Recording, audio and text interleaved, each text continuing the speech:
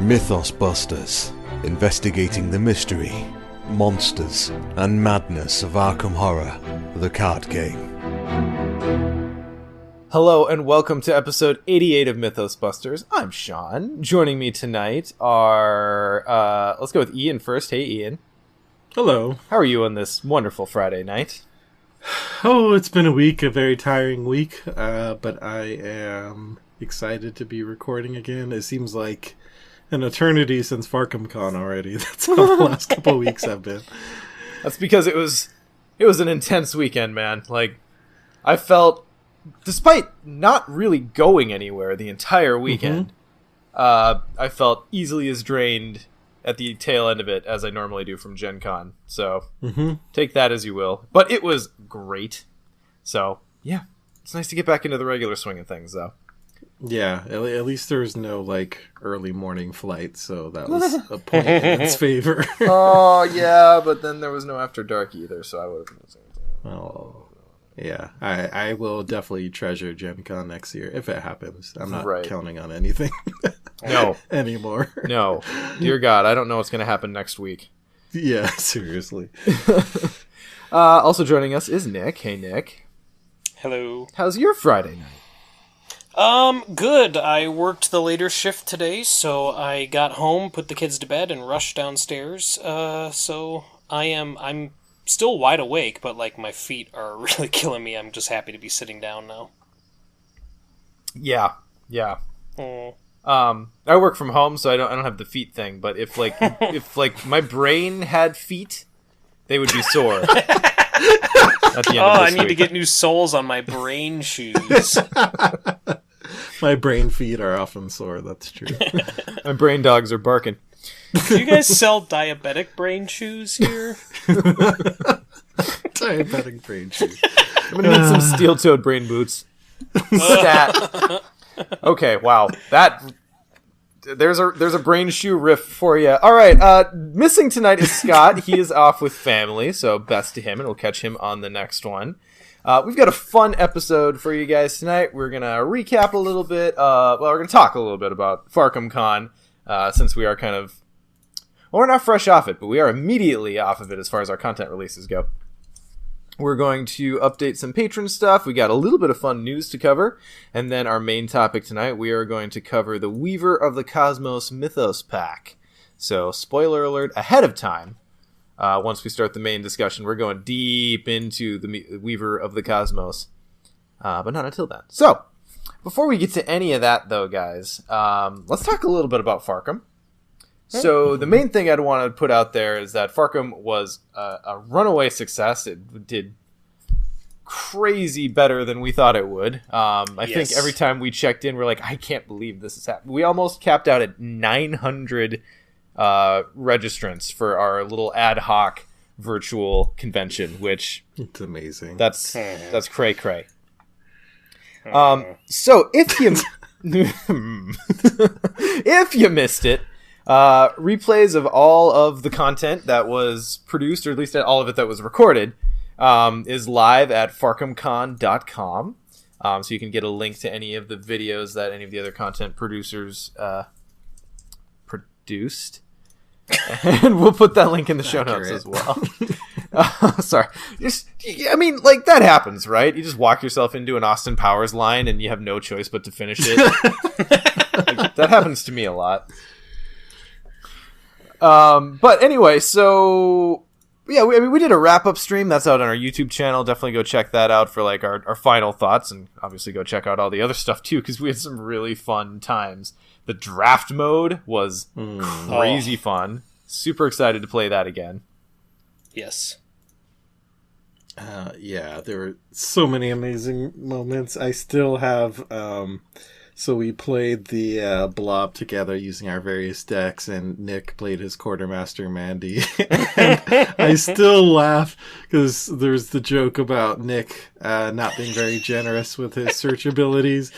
And so we're all like, okay, let's take a break until our next stream because we had like 6 hours, and we come back and Scott had constructed a whole parody song based on from Nick being selfish. From And concept to is completion still stuck in my head. in an afternoon.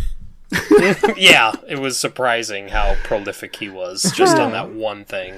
So if you want to hear that song, that's the beginning of our After Dark stream. You can find it on our YouTube channel. Yes, and we played it at the beginning of. Oh, we did just play it there. Mm-hmm. Yeah. So, Nick, how about you? Any memorable moments? Well, that, obviously. First time I've ever had someone make a parody song about me and my selfishness. So that was pretty great. After Dark was a huge riot. I did, even though it's obviously not the same as being with everybody in person. So you do lose out on that aspect. But you know what? This was the next best thing that we could have done under these circumstances. And it was super fun playing those games. And seeing Brandon and Brian, and seeing all the other Arkham content creators who had participated in FarkhamCon that whole weekend, and being able to chat with them as we went.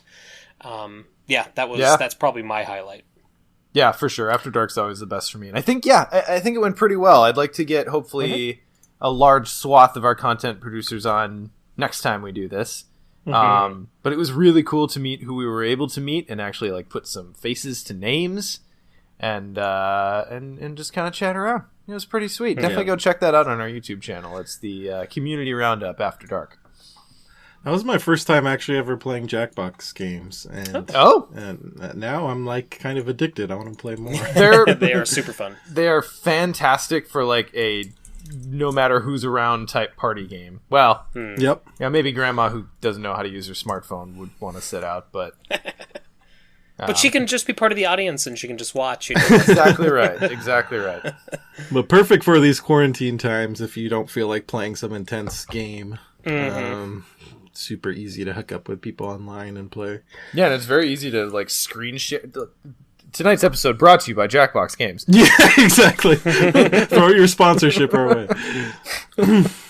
But yeah, so man, I guess just kind of everything was great, and obviously there's way too much for us to mention here. So go check it all out and pay attention for future announcements, because now that we kind of have this thing figured out, we can kind of throw a virtual convention for almost no reason at all.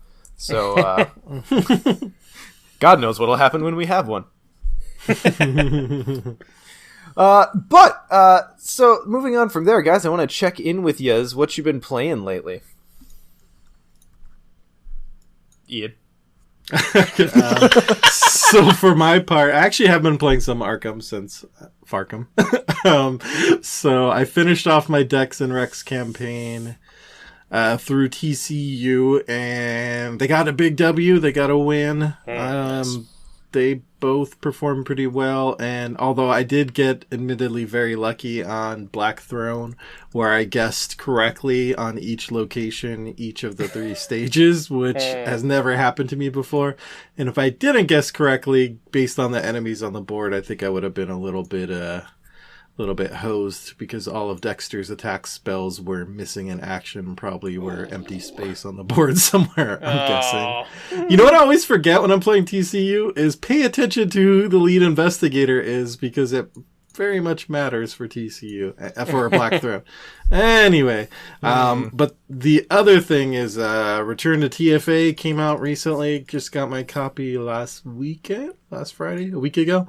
So I haven't played much of it. I've only played the first scenario, but I started a new campaign with Ursula and Leo, the Expedition Squad. I've never played those two together, actually, even though they're thematically kind of good counterparts. I tend not to like using Leo in TFA because his agility sucks, but he can put enough meat in front of himself. Yeah, he has some nice meat shields, and I also put not Yuomi one. What's the other one? You handle this one. You handle this. You handle this. So he's actually tossing treacheries Ursula's way because both her will and agility are getting bumped up. So Ursula's build is pretty standard, although I am leaning more into relics than I have for a while. Like I actually have a cheeky one of Moonstone in there. Because I have Dr. Ellie in there, and she actually went and fetched the Moonstone, and that did work the whole game, and that was really good. And I added the Crystalline Elder Sign after the scenario, which could also be potentially used. So I'm not going crazy with the relics. I think relics are like in an Ursula deck are like good spice in cooking. You don't want to overdo it, but you need enough for good flavor. So that's what I'm trying to do. Yeah. Fun. Nick, how about you? Oh, I've actually played more Arkham recently than prior to. Like, Farkham did a good job of lighting a fire under my butt to get my Arkham games going. So, let's see, what have I played? I resumed Achievement Hunters. So, anyone who has listened to the most recent episode heard Scenario 1, Return to the Gathering, on Expert Mode with no testicle presticle. And that was fun. I don't want to spoil what happens in the episode, but for this expert run, just by the way that I sorted the achievements, I didn't realize it, but this expert, and not only am I playing on expert, but I'm also playing where I have the 2 achievements going where I can't kill a ghoul in the whole scenario, or in the whole campaign, and I can't kill a cultist in the whole campaign. So it's literally my pacifist run on expert. So, in late game of the Gathering, I had 11 enemies on the table at once. Every enemy was on the table except for one of the ghouls and one of the rats, and that was it. So you'll have to listen to that episode if you haven't already to see how that turns out. Who hurt you, Nick?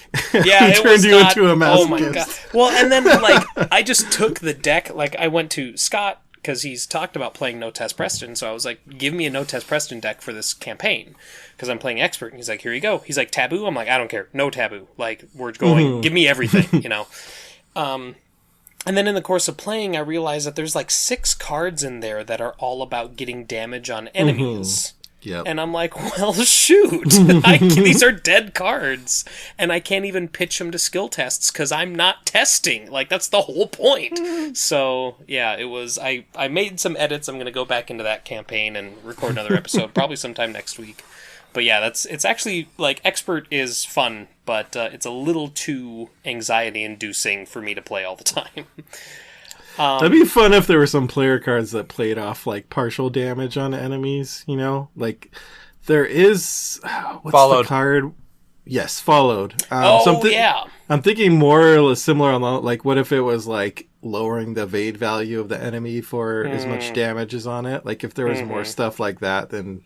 maybe those damage cards wouldn't be completely useless. I don't know. Yeah. Just a thought.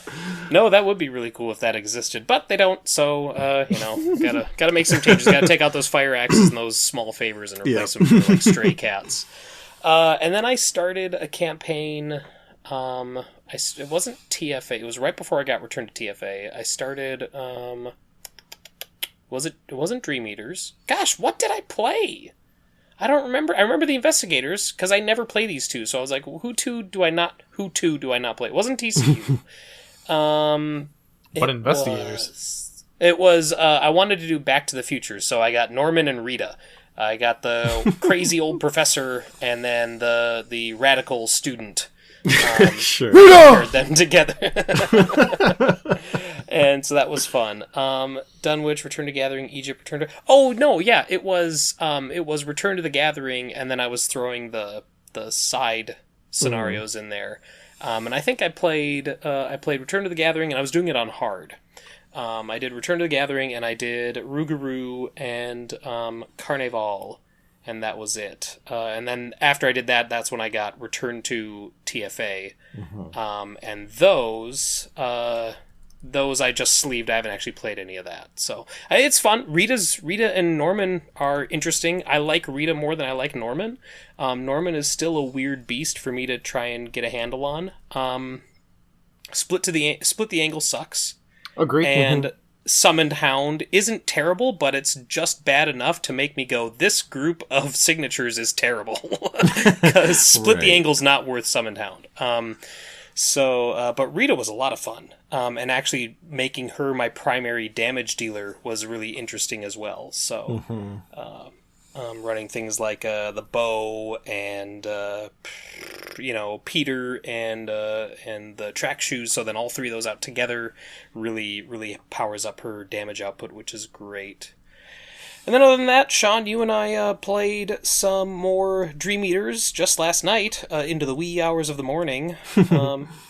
And I'll let you talk more about that since I've been going for a little bit, but holy cow, am I in love with this Min deck that I made for that campaign. Yeah, I think both of us are I think the decks that we brought, though we didn't overly coordinate them, happened to work pretty well. I'm running Leo with Min, and then I'm running Dexter with instead your Wendy. And yeah, the Min build, that's got some fun things, and you're getting Analytical Mind out straight away. Turn 1. Yeah. And then drawing into Essence of the Dream was or no, not drawing into Essence, Dream Diary, and then you get Essence of the Dream, which you had just from last scenario upgraded to the Madman's one. Yeah, so Min's committing that once a turn, anywhere on the board, at 3 icons minimum, up to 5. So basically just one test per turn. Min is just blasting it in the face. Up to 6, actually, because I had Grizzly Totem Totem out immediately as well. Like, my turn 1 was Analytical Mind and Grizzly Totem. Yeah. And holy cow. As I recall, Leo succeeded Agility 3 test because of that, so take that encounter deck. And not only that, but like a glimmer of hope in this deck. Like they're at 2, almost always at 2, if not at 3 wild icons per card, and I can just send them back to. I think I recalled them like 4 or 5 times.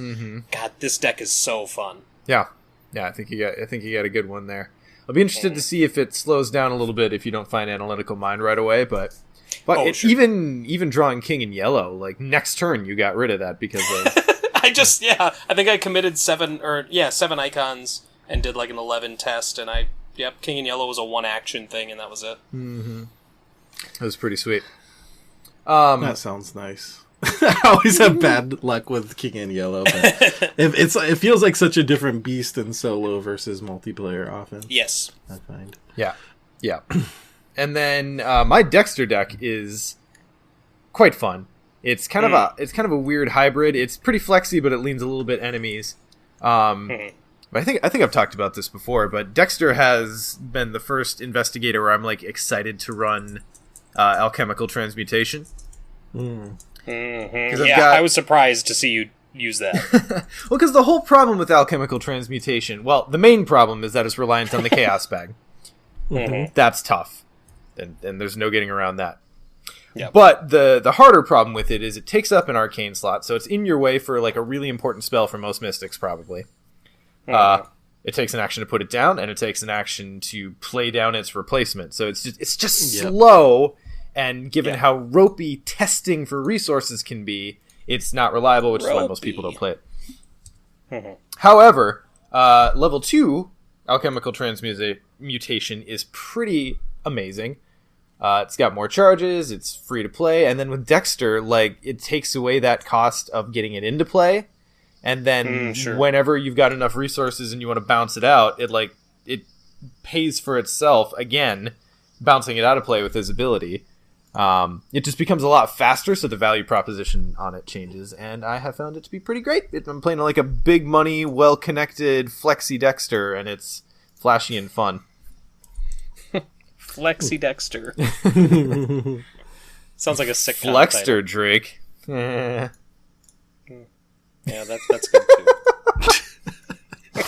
The stunned silence was almost more satisfying. Somehow. And then I've got I've got a Leo flamethrower deck that I'm running on the other side of that campaign, and I'm trying to figure out how I feel about it. It did fine. I mean, you took care of a lot of enemies, which is what you're setting out to do. Yeah, I think that deck, because I was only able to upgrade flamethrower last time, so I just think I need a little bit more XP, and I'll get a little bit more interested in it. Yep. How many enemies are you running in that Leo deck? Or enemies, allies, opposite of enemies. 6 plus Mitch. Okay, that's still a pretty good amount. I was going to say you could probably upgrade your, increase the number of allies you're running and grab Charisma, but you're already running 6. I guess I didn't realize that. Charisma is definitely next on my list. I'm running... Well, and we're only one scenario in at this point, so currently I'm running Gregory... Gree? Have we landed on that? I think Gry, but I don't know for sure. Yeah, I say Gry. Gru says network.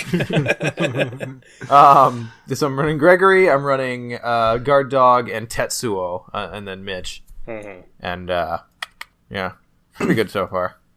I made a big blunder in when I first built and forgot that flamethrower takes up a body slot. So my end game deck definitely had Bandolier and an offhand survival knife. And then when I finally got flamethrower into the deck and saw that slot again, I was like, "Oh, I've made a huge mistake. There are 4 dead cards in my deck now." I've done that at least twice, including the night before an event where I was taking it to a store. I woke up in a cold sweat, shit, it takes up a body slot. I had to redo my deck. I think I actually got out of bed to redo my deck real quick. And then my deck so I don't think I've made that mistake since, but I've made that mistake more than once. To see your wife waking up next to you. What's wrong? It takes up a body slot. All right. And then I suppose last thing to mention would be that Scott and I did add to our TNA TCU campaign, so we played through At Death's Doorstep. On Death's Doorstep? I believe. On, I think. Thanks. That was just so helpful. You both said the other answer. Did we? Yes. Oh, is it at? I don't know. I think it's at, yeah. Because I did I started the TCU spreadsheet recently. You would definitely know. There's one whole scenario I don't remember from that campaign, so I am not the expert on TCU. But anyway, fresh off of the Mess with the Mythos Busters stream, people were really ready to use tote bags, so Scott and I got a bunch of dumb accents. And things got silly for a little bit. Unfortunately, getting so distracted, we did make a couple of play errors that have been pointed out to us. A couple of enemies should have lost aloof when we didn't count it. So a little bit of an asterisk, but it was still a really good game. My proudest moment was I'm playing Yorick, and we cleared the office at the beginning of the scenario, and that's usually hard to do, so we were pretty proud of that. But then everything went spectral, and then office got more clues, and then while Scott was up there trying to get the clues, it got an obscuring fog. So now that thing's sitting at 6 shroud, and we had other shit to do, so he backed off of it. So at a certain point, I was working my way around there. I ditched a weapon for a second shovel, and these are the upgraded shovels, mind you, which are fucking great in a Yorick that wants to flex at all.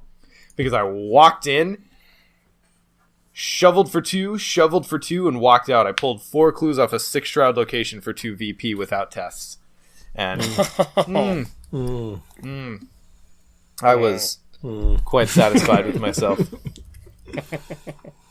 But yeah, anyway, that's up on YouTube, so go check that out. It was a really good game. Obviously, a couple asterisks, but even with the asterisks, despite the asterisks, we slayed it. So I think there was still some room in there had we gotten things right.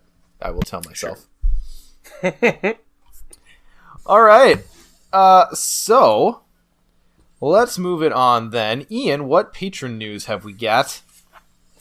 All right. So, first off, thanks to our board members. That's Chris B, Chris H, Chris M, our conglomeration of Chris's, Morton, Jared, Ian, Kyle, Philip, Dave, Abilio, Nathan, Chad, and Robert. Thanks so much for your contributions to the podcast. And special shout out to a random patron this time around is Randy Wyatt. Thanks, Randy, for your support as well. Mythosmerch.com. If you have yet to visit our lovely merch site, please do. I highly encourage it. We've got all kinds of cool swag on there. And if you happen to have purchased or won any of the swag at any point, we'd love to for you to send us any pictures you have or share pictures on Discord or on our Facebook, etc. Just because it's fun for us to see that swag out in the wild in its natural habitat, as it were. It makes my tummy warm. Do it for me. do it for Sean's tummy. Do it for the tummy. Do it.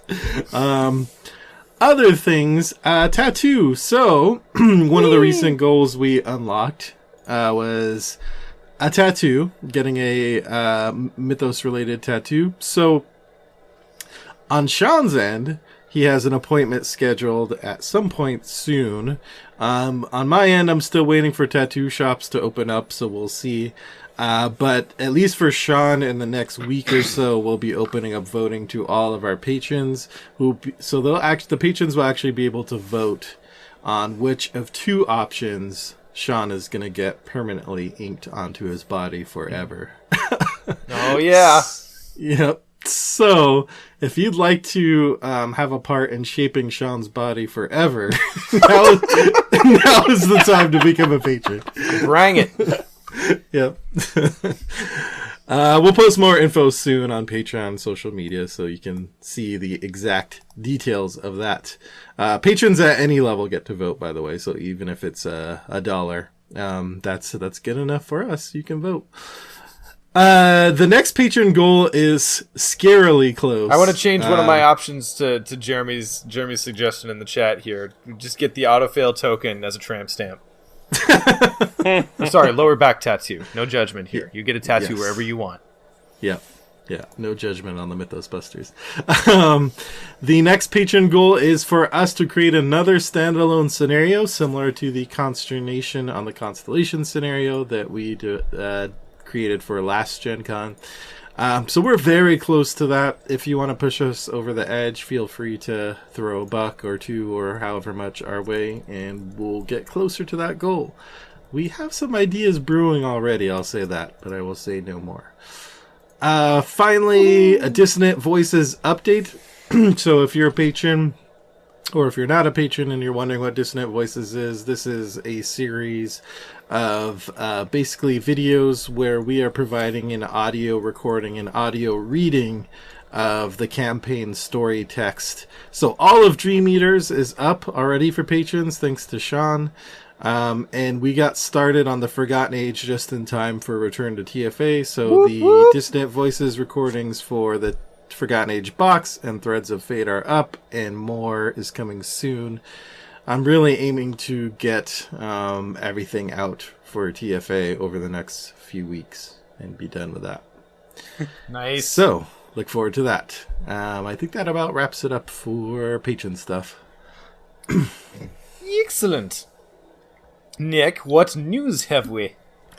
Well, we did get one article that was a pleasant surprise, and that is another parallel investigator, and one that I think we are all happy to see get the parallel treatment. It's Skids. Skids is the one who's getting it. Let me just say that right now. And I think that the parallel version of, I don't think Skids himself needed a parallel, but I do appreciate that his signature got a parallel. So let's go ahead and read that. Ian, with this being your original homeboy, do you want to read the parallel version of Skids for us? Ooh, I surely will. This is who I was really hoping would get the parallel treatment next, and Matt has answered my prayers. So, Skids O'Toole, he's still the ex-con, still the same stat line you know and love, 2334. Still criminal traded, but his free trigger ability has changed. He still has a free trigger ability, but now it reads, spend up to 3 resources, test a base skill value of 3 against a difficulty equal to the amount of resources just spent. If you succeed, gain twice the number of spent resources, Only agility and wild skill icons may be committed to this test. Limit once per round. Elder Sign effect, +1, choose a level 2 or less card in your discard pile, add the chosen card to your hand, and he still has 8 health and 6 sanity. So we can talk about his deck building in a second, but just looking at his ability, a couple things to note, rules-wise. 1, you can spend up to 3 resources, which means it's valid to spend 0 and test a base skill of 3 against 0. Why would you do that? Because there are quite a few rogue skills that give you goodies if you pass a test by 2 or more. Or by a lucky certain cigarette amount. case. Yep. How about a free card draw? Well. Yep. And this is basically a free, if nothing else, it's a free level 0 test each turn for shenanigans like that. But of course you can use it to get resources. And other rules note, so it's not it doesn't actually count as a skill test of a certain skill. So it's not like an agility skill test. It's just a base skill value of 3, but you can commit agility and wild skill icons to it. But even though you can commit agility to it, it doesn't count as an agility test for the cards that care about that kind of thing. Is this the first time, at least on player... Well, I think it's the first time in the game in general that we've seen just test a skill, but it doesn't call out a specific skill. Like, it doesn't...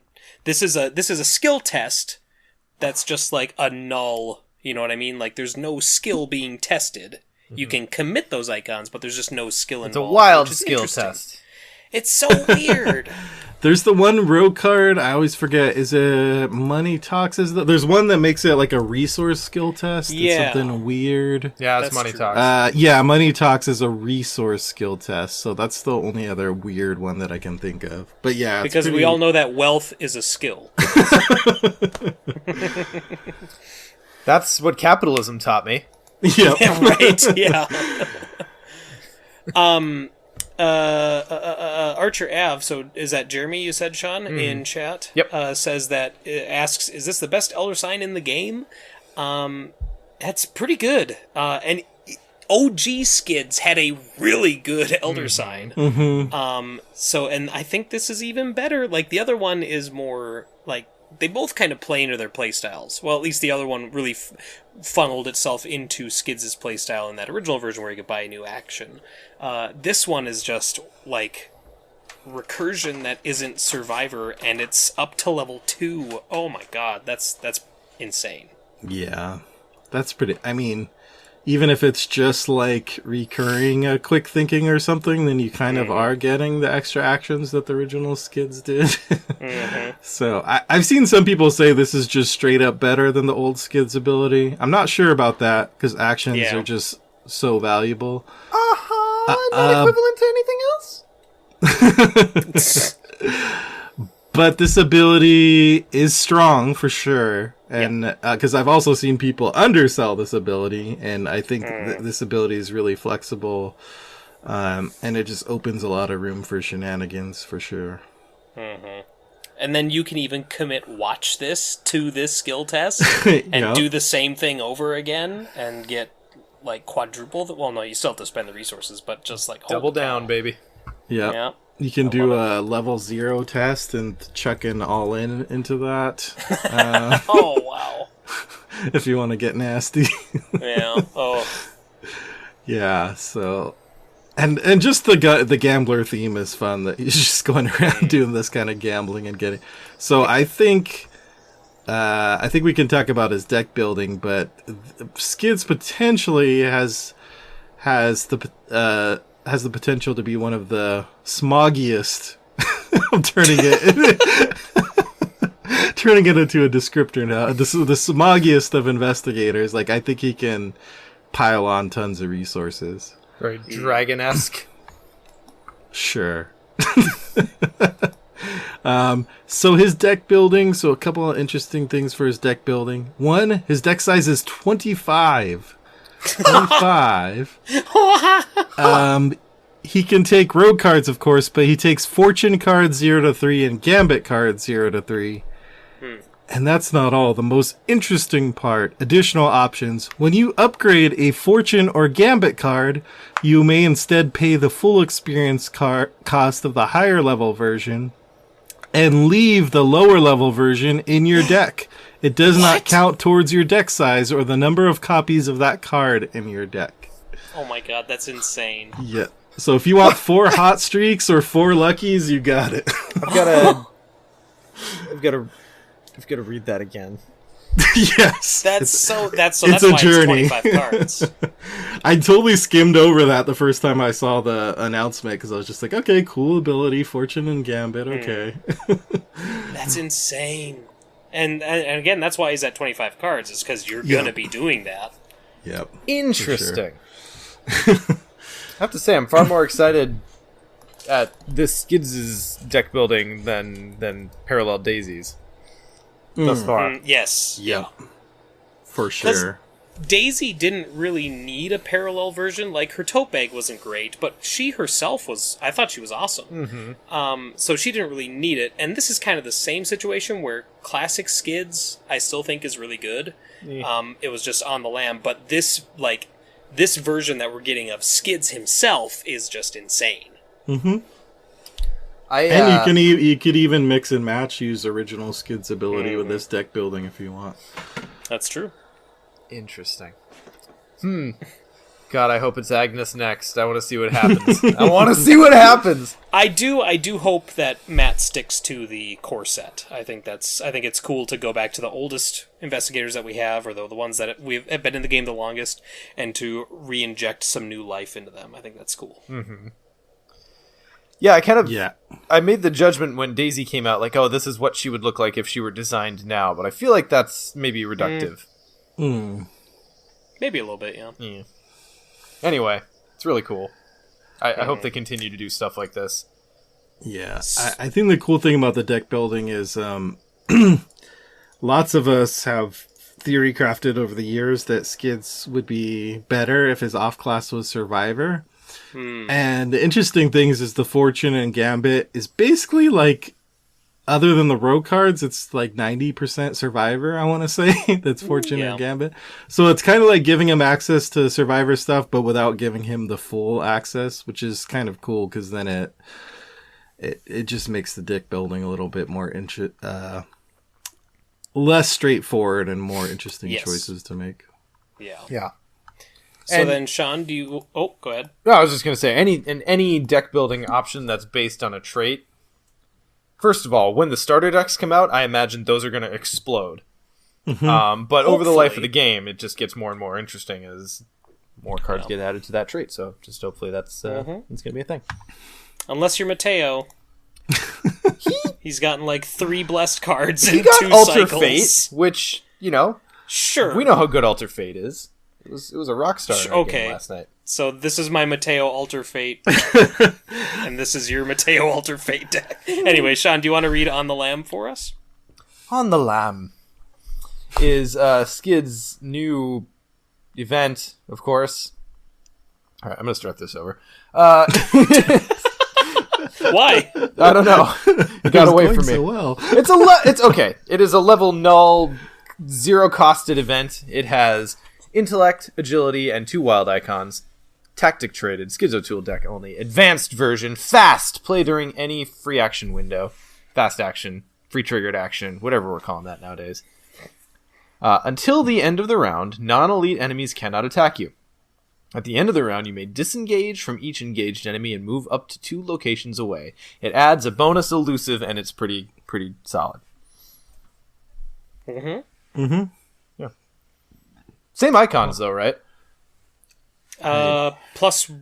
Oh, is it the same? I think it's plus... I thought it was +1 wild, but Network is saying it's the same. So. Yeah, I'm pretty sure On the Lam always did a little bit better for icons, which is why no one ever actually played it. This is good. Vanilla On the Lam costs 1, right? So it's free and fast. So can't do better than that. Exactly what you wanted from On the Lam, plus a movement. Yeah, the movement helps a lot. Ian, what's it's your still opinion? not necessarily blowing my socks off, but I think it's substantially better than the original. Yes. Just because of that extra move. And yeah, I think that the issue is not that it's a bad card, it's just that it's not something that really shapes the way your deck functions like other signature cards often do. You know, you think about a Duke or even a Zoe's Cross, like those are all substantial signatures that this is like good for one good play. And maybe it'll save your game, but in other games it's just not going to do anything. It's tough because when the signature is an event, you want it to be something that's pretty universally applicable. And Classic on the Lam just is not. So because it's something that you can only use probably just once in a game anyway, that means it requires you to have it at the right time. And with Classic on the Lam, that timing is very narrow. So, and I think I don't know. This is pure conjecture, so heavy grain of salt. But I think this is best in solo and 4-player. Because in solo, having a turn where you don't have to worry about enemy attacks and you get to like ditch them all if there happen to be any engaged with you, like that's super valuable. You can sneak in, get clues. There's lots of things you can do with that. Hiding Spot is amazing, and this is kind of similar. It's kind of doing a similar thing. And then in 4-player, more like stealth, but yeah. It's comparable anyway. But then in 4-player, there's always that dream of like Skids like running through the map, gathering all the enemies like some mad Pied Piper, and then bamfing away. And you used to have Elusive in your deck to do that, and like that to me was the first time I remember going like, oh, that makes On the Lam playable. And now it comes packaged in. What a deal. Yeah, actually, maybe I'm underselling it because now I'm thinking of my solo Skids games. Like, even if it's just the free move and disengage, even if it's just that's pretty big game for just 0 cost. It's a pretty key part of what the encounter deck threatens you with that you get to skip out on for a turn. Yeah, because before it's like, okay, I can do some stuff and not worry about opportunity attacks, but they're still going to be on me at the end of the day unless I do something. Whereas this is like, I can just go hog and maybe investigate a whole location for 3 actions, and I'm going to get out of dodge and be 2 locations away. So, can you imagine? Yeah, this is actually really good for solo. And it doesn't Doom of Edsley. Yeah. Oh yeah. Just move through enemies and bamf to the end. Evade anybody, but it gets you 2 locations away, so you're out of hunter range. So you're effectively, you get a free turn, and you're also in the clear for next turn. So seems pretty okay. So let's move on to his new Hospital Debts. Oof. Hospital Debts is it's a treachery weakness. Privatized healthcare. Right. Yeah. Advanced Revelation. Put hospital debts into play in your threat area. Free action. Move 1 resource from your resource pool to hospital debts. Limit 3 times per round. Forced. When the game ends, if hospital debts has fewer than 9 resources on it, you earn 2 fewer experience for this scenario. So so we're reducing, because the original one was once per round, move 2 resources. Is that right? Mm-hmm. Yeah. And now this one is up to 3 times around, but it's only once, or 1 resource each time. And then you have to get 9 resources on it. You have to sink 9 of your resources into this thing. So either way, it's still costing you 3 full blast contributions. Yep. Mm-hmm.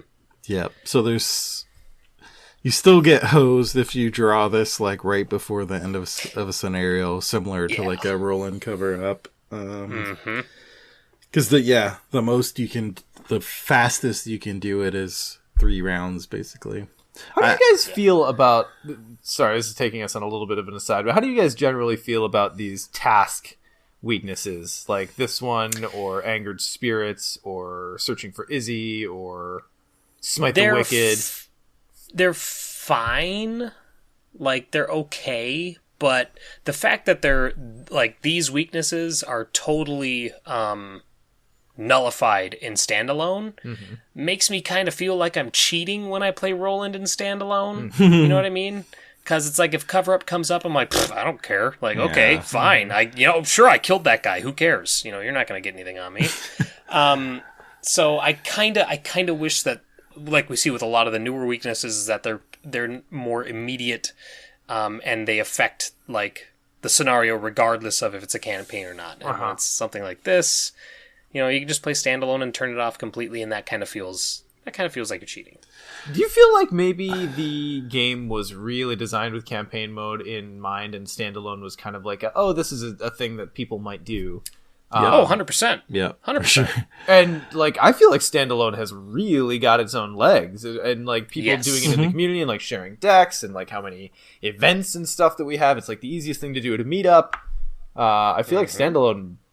This is pure conjecture, so again, heavy salt. But I feel like it's maybe a little bit more prominent than maybe it was planned for. Yeah, Go ahead. I tend to feel like it. I don't know. It's hard. I feel like it somewhat balances out because I feel like these side quest weaknesses are a little rougher in campaign play than some of other signature weaknesses. Right. But then in standalone, they are nothing. So I don't know if I feel too guilty about it, but it is a thing. It feels almost like in an ideal world, there would be an alternate like standalone version of these weaknesses. But I don't know. Like the thing I like about these is they're more flavorful than the kind of just double action, get rid of the weakness. Yes. You actually have to go do a task on the board. Like, that's pretty cool to me. The only thing I don't like about it is, just the timing of it. The fact that you can draw it at the end of a game and you can't do anything about it kind of sucks. In Skid's case, I feel a little bit better because like 2 fewer experience hurts, but I find like a trauma from cover up or something a lot harder to swallow, like last turn cover up. Yeah. I mean, and I guess that is my only problem with them, is that the experience is so uneven when you draw it late. And, I've had a couple games where it adds a fun tension to what was already, like an assured victory, but I've also had it where it's like, oh, God, really? Right now? All right, well, I guess that's just happening. Yeah, it's almost like if they sat in your hand until the beginning of the next Mythos phase or something like that. You know what I mean? Like, that might soften it, but that might be too much of a softening of the blow. Yeah. So, I don't know. It's just, it's tough. Yeah. I think they're cool, and I'm not saying like I wish they didn't exist or anything, but they certainly come with their downsides. And I do agree with Ian that I will take these over any, like, hypochondria or internal injury or anything like that.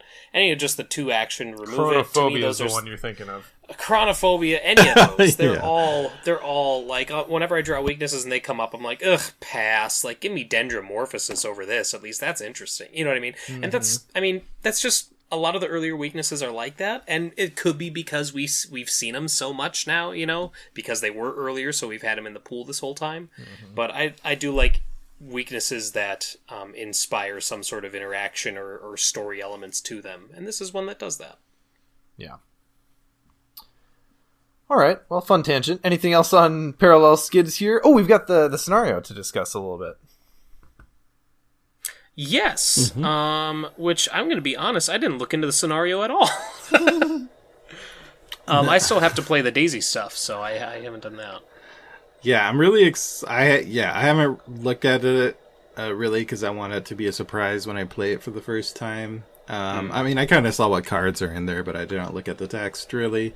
But it does look like it's kind of a riff on House Always Wins, which I was hoping for. Like, once I saw Daisy was a riff on Extracurricular, I was like, well, Skids should be the next parallel, and it should be a riff on House Always Wins. So, looks like I got... The art on one of the encounter cards is amazing, though. I love it. It's, I'm not sure how to pronounce this name, actually. Who knows their Celtic names very well? It's, Albanian... Yeah, I don't know. Where is it? Siobhan Riley. It's in the cards for Siobhan. Siobhan. Oh wow, that's way different than what I was going to say. Yeah. Sorry, Celtic names are fucked. Yep. Siobhan Riley.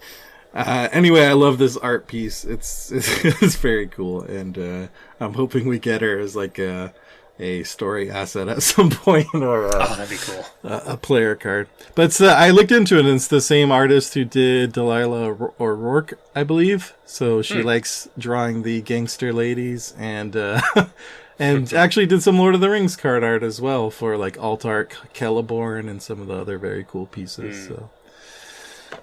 Oh god, Altart Celeborn stands head and shoulders for me above pretty much every Altart in that game. That one was so good. Yeah, really good. All right, wonderful. Yeah. Well, I'm excited to try that one out. I actually did enjoy quite a bit playing through Read or Die.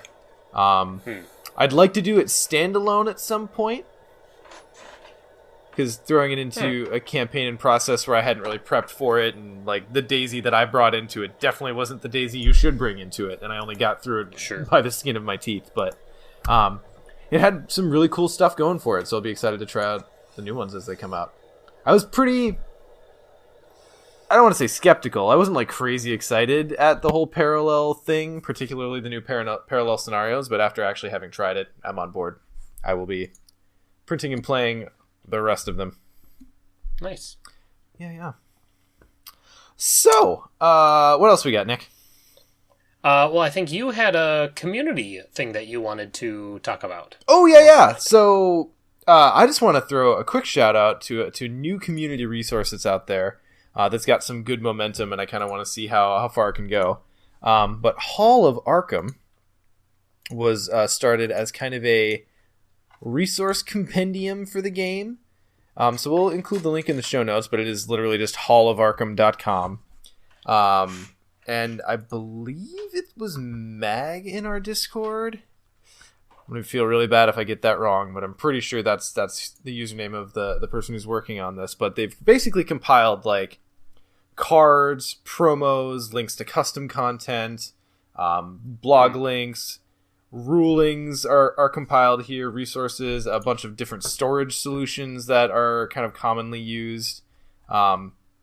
It's a really solid little collection of resources. So even if you're a veteran at the game, you kind of have things figured out, it's probably not going to be unworth your time to go check it out.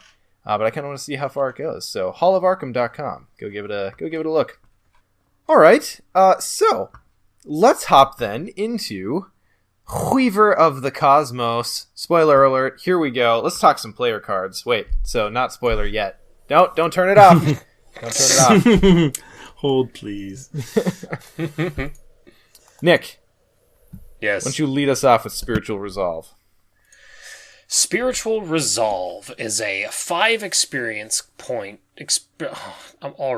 Spiritual Resolve is a 5 experience cost, 3 resource cost Guardian asset. It has 1 will icon. It is ritual traded. Myriad, so you get 3 of them. And its game text reads: free triggered action, discard a copy of Spiritual Resolve from your hand. Heal all damage and horror from this copy of Spiritual Resolve. 3 health, 3 sanity, and takes up the arcane slot. I have not used this. I like the design of it a lot. But I have not actually included this yet, so I cannot comment on its overall usefulness. I too have not used it. It's level 5 Guardian, which I just haven't been in a place to do anything with that. First of all, it is a ritual, so you can unquiche the soul and play this for free. Yeah, sure. What, probably Sister Mary, if we assume she can take level 5?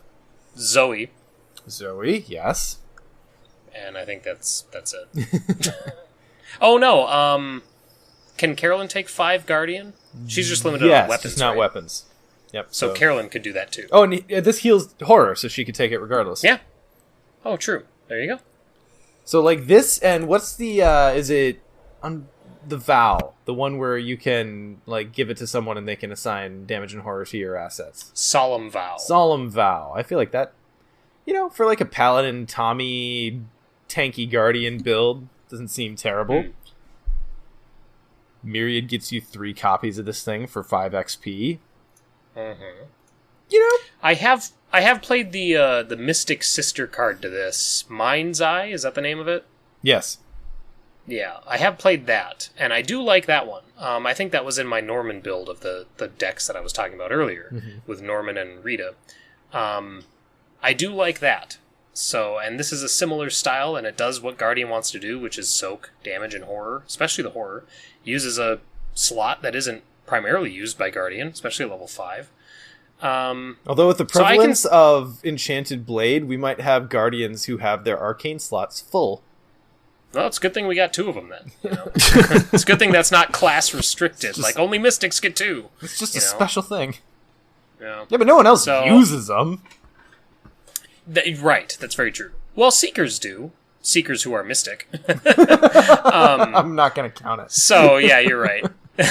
No, I think with this, the biggest thing that it comes down to is this. I think this goes in a very specific type of deck. I don't know what deck that is yet, but 30 cards is so, especially in Guardian, I know I say this all the time, but 30 cards is so hard to get to, like to drop down to 30 cards in a Guardian deck. I was about to say, getting to it's pretty damn easy. No, yes, very easy. But being able to cut back down to 30. So by the time you're getting this much experience, finding space for 3 of these is difficult. And if you're not taking all 3, then I would argue just don't take this card. Yeah. I like the design of this. I do wish that it had damage and horror maybe assigned to spiritual resolve, like from other investigators at your location. Yeah. I wish that it had the area of effect damage soak, but it doesn't. But I haven't played with it, so I don't know. Yeah, it's definitely strong. It's definitely one of the best soak cards out there. I still feel like soak cards don't get a lot of attention, and it's tough because for the Guardians that I do play, kind of aiming to soak, it's usually in the form of allies. Yep. And so if I think about wanting to soak, like I can include Brother Xavier for a lot less XP and a similar amount of soak. Granted, he can't heal it like Spiritual Resolve can, but he's also providing other abilities in the meantime. And similarly with other allies. So I'm not saying that's an equivalent situation, but it just plays into that decision making that, like, am I just going to include a bunch of allies to do the soak, or am I going to go all in 5 XP, 3 deck slots on this card just for soaking?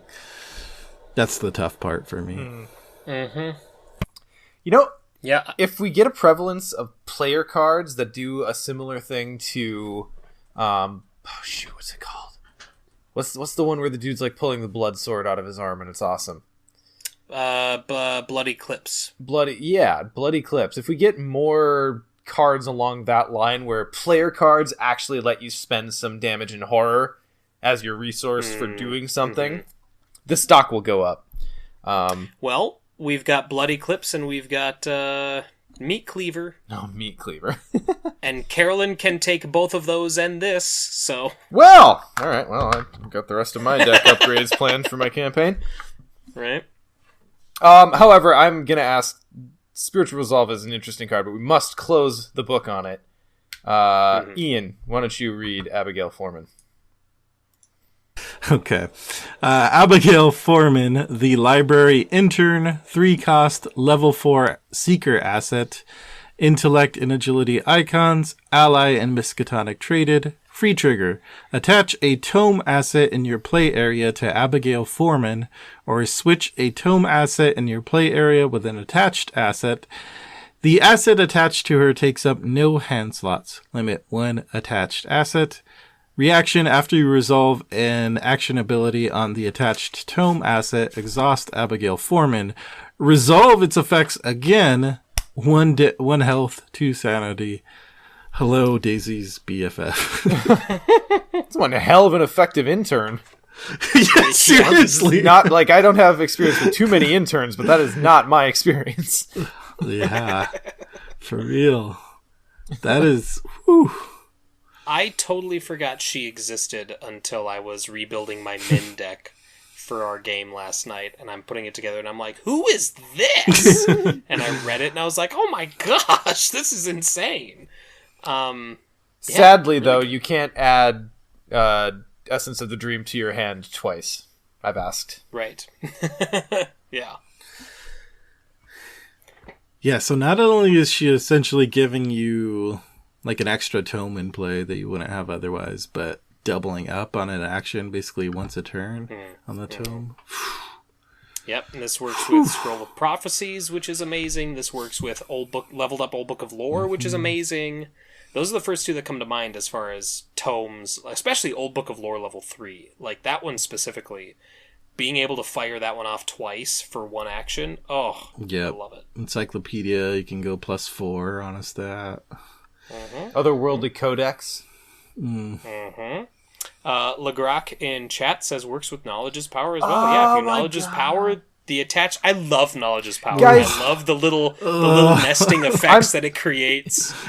It warms my heart at this point that everyone seems to be as positive as on Knowledge is Power now as I was at the beginning. I feel like maybe it was just Scott. I feel like Scott. I had to really sell him on it. But that card is freaking bonkers. Scott's the guy who builds entire decks to make Unearthed Ancients work, so... Right, should have been an easy sell. Yeah. I will say that with Knowledge is Power, I was not a fan until I got Luke in my hands, and I was like, oh my god. So... Now, am I forgetting someone, or is she the first leveled up Seeker ally? Yeah. She may be. I can't think of any that are leveled up. No, because I remember for a long time always being like, what the heck? There's no leveled up, no higher level Seeker allies. Yeah, well, and that's the thing, is like Seeker has a couple of... yelling into their phones the very obvious answer that we're missing. Which is... Let's just search Seeker. Like everyone's looking now. I actually think you might be right. I think you are too. Maybe it's because the level 0 Seeker allies feel like leveled up ones. No doubt. That's exactly it. I was just going to say, like, I feel like when I'm playing a Seeker and I'm using Seeker allies, like, those are just my allies. It never changes. Yeah, you don't really feel a need to get with me in the else. end. Yeah. She is the only leveled up Seeker ally. Confirmed. Well, she's definitely strong, for sure. Yes. Yeah, I actually forgot that she came out as well, and now I really want to build a Daisy deck. Yeah. Well, ain't that the truth? Like, the Eye of Truth is a level 5 Seeker skill. We've talked about this in the preview, I think. It has 4 wild icons. It is a spell and practiced. If this skill test is on a treachery and the test is successful, add that treachery to the victory display and attach Eye of Truth to it. While attached, Eye of Truth contributes its skill icons to all tests on copies of the attached treachery. It's always watching you. Seems good. This one's cool. Haven't used it. So, I suppose the first thing to ask is, 5 experience. For 4 wilds, meh. Like, yeah, if you don't have a use for it, having 4 wilds in your hand, you're probably not going to be too upset about it. But what are like the juicy treacheries you really want to hit with this? Crypt Chill. There's only 2 copies in that set, though. Sure, but that's still one that can wreck your board state if you're not running, sure, assets to throw at it. I'm trying to think of... Gosh, now I gotta think of like 6 cycles worth of treacheries. Because you guys tell me if you remember differently, but if I'm thinking about the ones where there's like multiple copies and you'd want to stop seeing them, right? Not many of those have tests. Like I'm thinking Fate of All Fools. I guess I'm pretty square in like TCU right now. Fate of All Fools doesn't. I mean, I suppose Terror in the Night does. It's not terrible.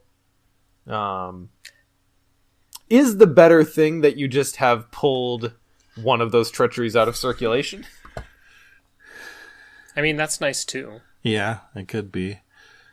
I feel like this is really a like 3 or 4 player card. That's one, getting it out of circulation so other players aren't seeing it often, and 2, helping them when they do. And I know whenever we're playing like standalones at Gen Con or Arkham Knights, there's always certain treacheries that seem to pop up over and over and over again. And they like to pick on specific people. Yes, so I know what? I could see those being a case, and so multiplayer and also standalone mode. Like I might keep an eye on a certain scenario and be like, okay, I choose good for that.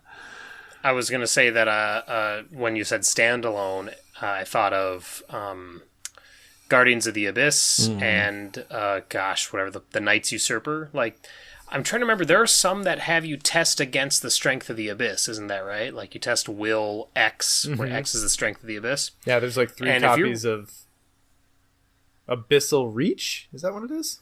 I don't know, but if you're running 4-player, like this could be good in that. You know what I mean? Like this is a good card for that because then you pull one of those cards out of circulation, like you said, and you're buffing everybody against that. So suddenly the Abyss strength isn't as imposing when it comes to the treachery side of the game. It's still a problem. Holy obviously. Shit! I just thought of the juiciest target. Noxious Fumes. Hey, you're right. When you're right, you're right. What an asshole card. That is perfect because that hits multiple players. There are only 2 copies of that in that scenario. Yeah, like the ideal situation is you're like playing 4-player and you pull out something that's really bad and there's like 3 or 4 copies of it in the deck.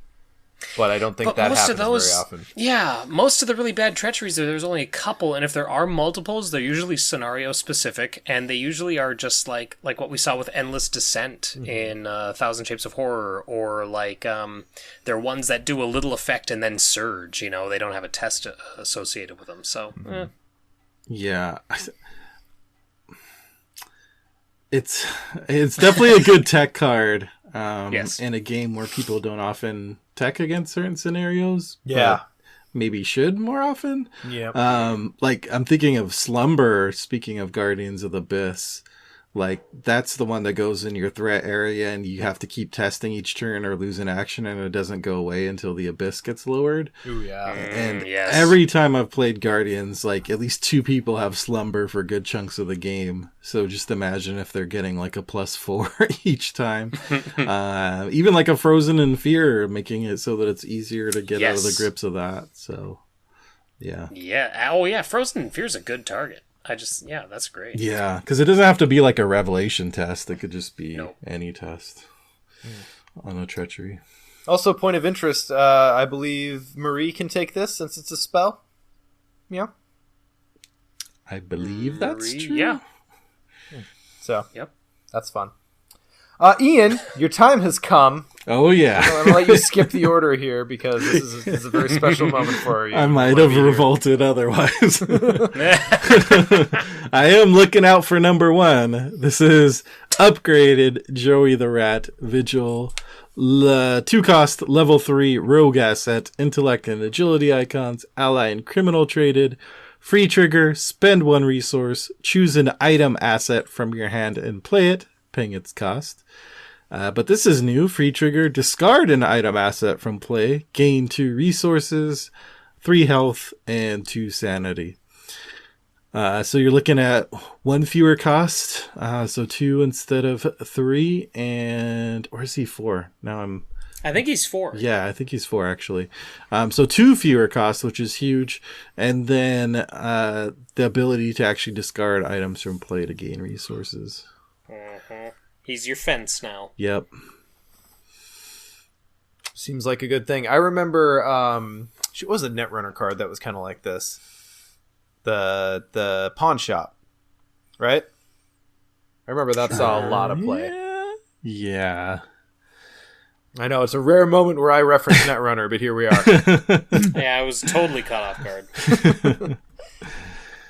So, Ian, how is he?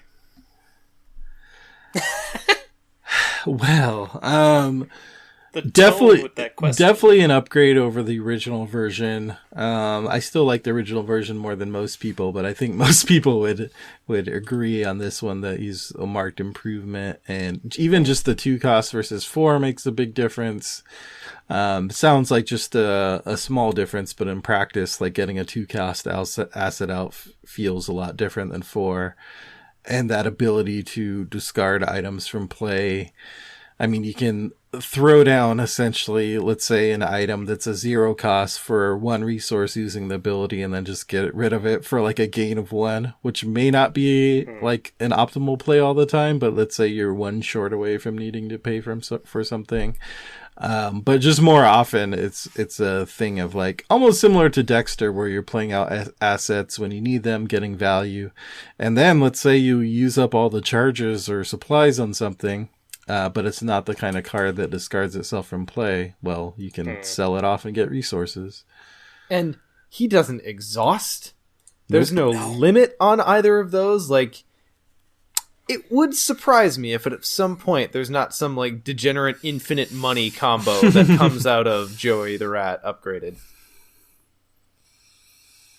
I will say that I have started to come around on level 0 Joey the Rat. I built a Jenny deck recently that I played a few times that he is the key ally in that deck. And I'm trying to do some... Yeah, Ian's like, go on. And I'm trying to do some cheeky stuff with that deck by running Colts. Not like Jenny's Colts, but like the level 0 Colts that are... has 5 ammo, but you lose it at the end of the turn. So using vest pocket. Joey, yeah, there you go, the vest pocket. Using Joey when I don't have a sleight of hand in order to get those Colts out quickly. And I like the idea of upgrading Joey, playing the Colt, popping off 3 to 4 ammo, depending on if I have swift reflexes or not, and then selling it and getting the money back for it.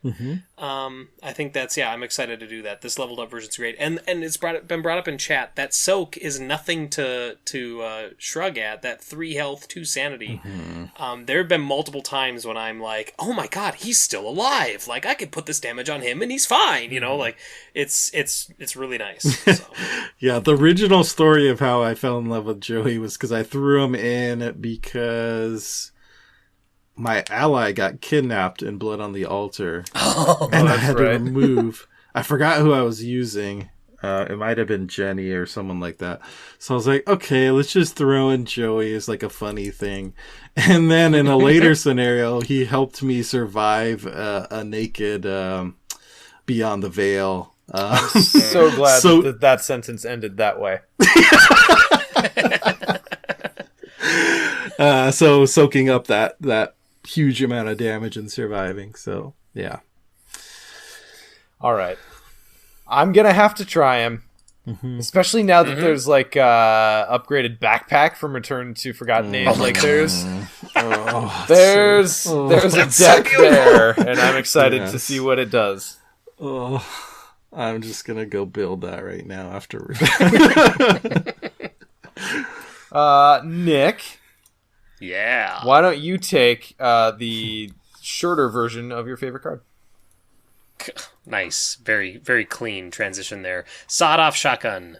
3 costed rogue asset. 5 experience points. Has 1 combat icon, 1 agility icon. Item, weapon, firearm, and illicit traded.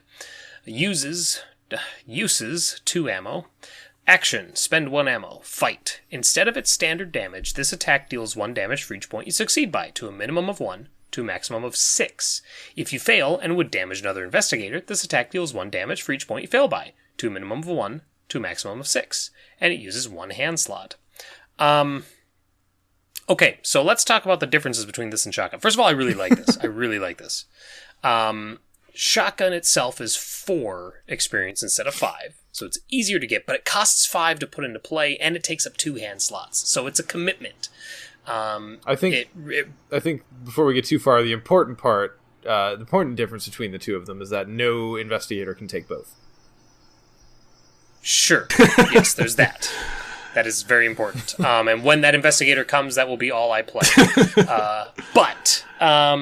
So the regular shotgun is more of a commitment, but you get that plus 3 combat? Yeah, plus 3 combat boost out of it. So the damage is lower.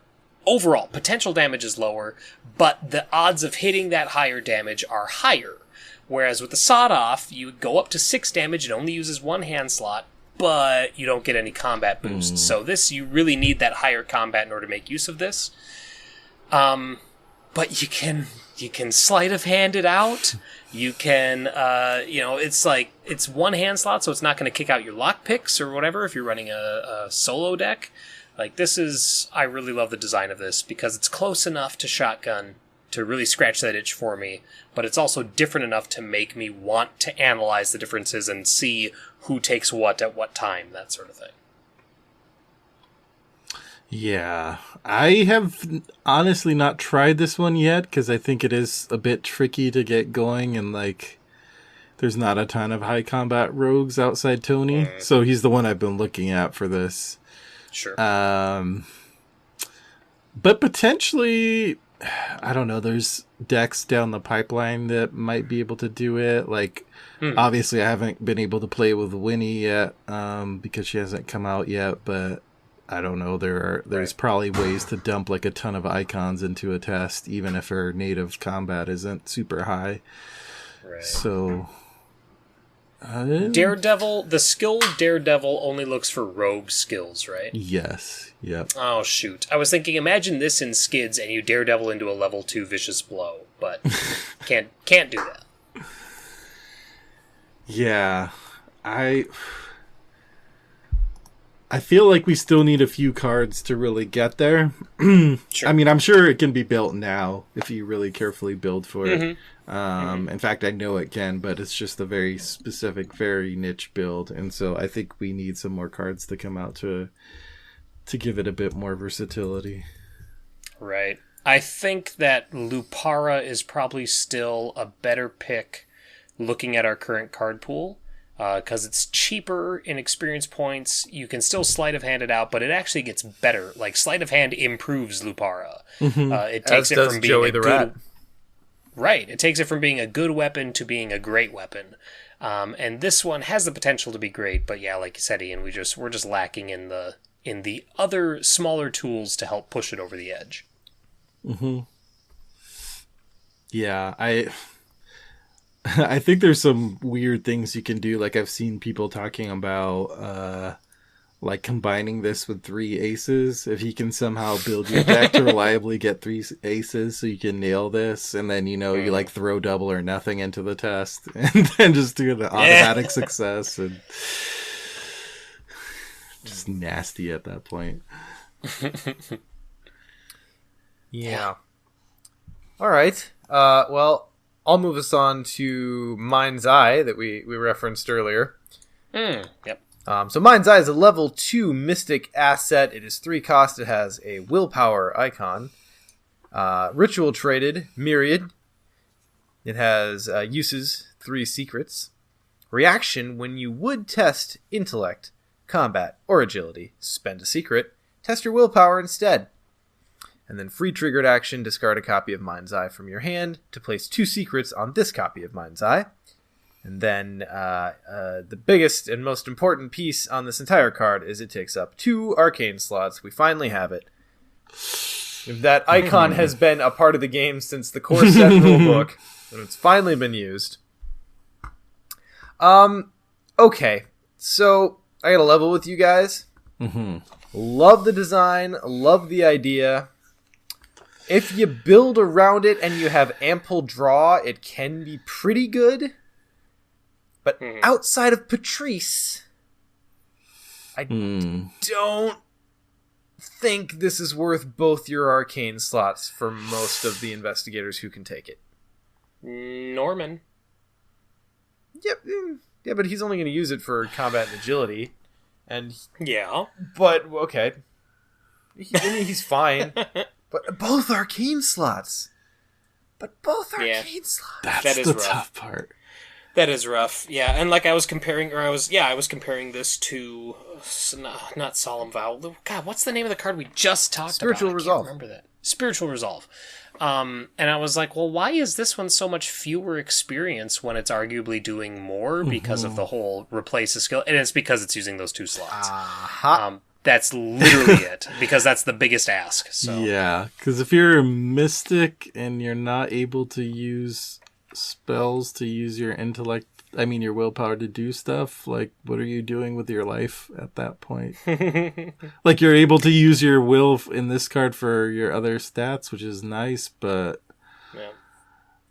Who are our off-class mystics that can take this? So there's Daisy, but I don't think she looks at this. Daisy, She might. Safina, maybe. Safina has good evade. That intellect boost would be nice, but Yeah, I think that's most of the time what she'd probably use it for. sure. And she's probably going event heavy anyway, so she might not have more than a couple of spells. She can take this and then use sawed-off shotgun and use her will for combat. There you go. You're right. Now we're cooking with gas. Now we're painting with lead. Yeah. I love it. And then Patrice, of course, which is really who this is made for.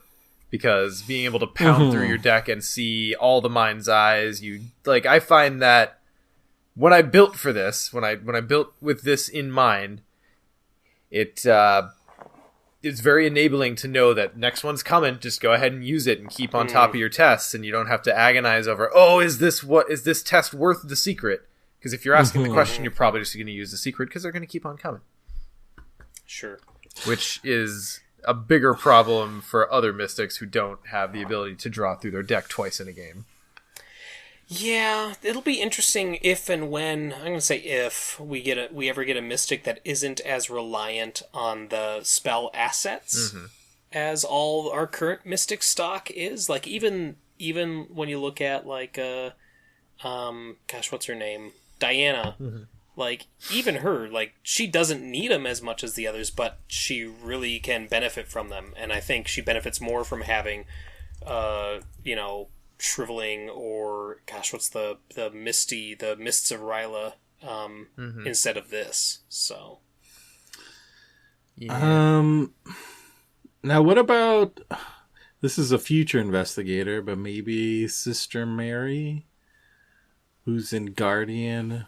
Oh yeah, she is high will, low combat, isn't she? Like, I'm looking at her she's 4 stats will, right 3 now. combat. Is it worth both arcane slots to get a +1 to that? What's her agility? 3. No, she's 4, 2, Wow. 3, 3. Wow, Yep. no, yeah, I don't think she'd take this.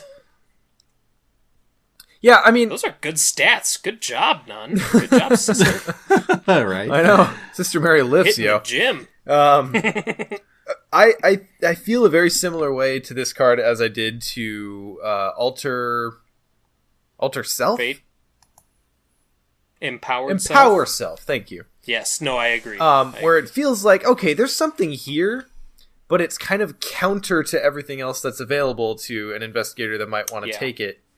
So that investigator may come, and I feel like that investigator is a mystic who can operate without primary action skills being taken care of by your spell assets. Like, if you can fight without shriveling, and if you can investigate without, Sixth Sense or Rite of Seeking, then you might actually look at other things to put in your arcane slots. But yeah, I mean, outside of Diana, I don't know that we really have too many mystics that can claim that. Maybe Marie? Right. Yeah, Marie's kind of in an interesting spot because, like, I built for her recently, and I was like, oh, I don't need to do any of the clue stuff because I can get secret cards, and she has good intellect. So really just, like, read the signs was the only thing I did for Oh my Marie. god. So she's in a... Sorry, Casey just put in chat that someone made an Archer Norman deck with Empower Self. Okay, that's pretty brilliant. It's funny. That's awesome. Archer Norman. Put the bow in Norman. Okay, just props for that alone. Anyway, its investigator may come. It was already Patrice. Spoiler alert. Yeah. But I don't know. It's interesting. I think it asks a lot, and you really have to derive value out of what it gives you in order for it to be okay that it takes up both arcane slots. Those 2 slots. Oof. Yeah. Yeah. One that is possibly more universally good, though. Ian, you want to read Shining Trapezohedron? Trapezohedron. It's so shiny. I'm gonna have anyone who's seen Moana. That song is in my God, head. don't get that song. Lin-Manuel Miranda stuck in my head. I'm already having issues with that. There was one family drive we took. It was a while back. not too long after that movie came out, and I think my son had us play it for the entirety of like the 2-hour drive over and over again. So it's permanently a part of my brain now, Shiny. Okay. This is a 1 cost. Level 4, Mystic Assets, a will icon, an intellect icon, and an agility icon, item and relic traded. Reaction: when you would pay the cost of a spell card, exhaust Shining Trapezohedron. Instead, test Will X, where X is that card's resource cost. If you succeed, its resource cost is considered paid. If you fail, cancel the playing of that card without paying any of its cost, including its action cost. For the remainder of the round, you cannot play copies of that card, and it does take up the accessory slot. I mean, this is great. This is another alternative to like your Renfield, or alchemical transmutation. Like, this is another option that you can do that uses a different slot than both of those, so it allows you to build your deck in a different way, and not make everyone nervous by getting 3 Doom on Renfield and not having an answer for that. Hey, I was playing Dexter. You did, right? You did, yeah. But I had to remind you to remove him from play. So, it's very true. I almost let the agenda pop, and Nick was like, you gonna handle that? Yeah. I like the design of this. I don't have much to say because, again, I've never played it, but I do like where it's going, and I like that it fills a role that's already filled, but it does so in a different way so that it's still interesting and still worth picking. Yeah. The fact that it, takes away some of the sting if you fail, that it you don't have to spend the action either, is kind of huge in my book. Without you're not losing the resources or the action. The big downside would just be like if you really needed to get out that shriveling this turn and now you can't. In which case you probably should have just paid the cost, I guess, instead of risking fate. But otherwise, yeah, it's good value for money. The biggest drawback would just be that that coveted accessory slot in Mystic can be a little bit competitive sometimes. It sure can. There's a couple of good ones. Between Rosary and St. Hubert's Key and Jewel of Nipples and... Yeah, that card was spoiled. And the... Okay. So either way, this is really good if you're going to be playing a lot of spells and you have high willpower. You can derive some serious value out of this. I do think it's going to be competing pretty hard with that robe that got spoiled with the Jacqueline deck, the Robes of Midnight or whatever that was called.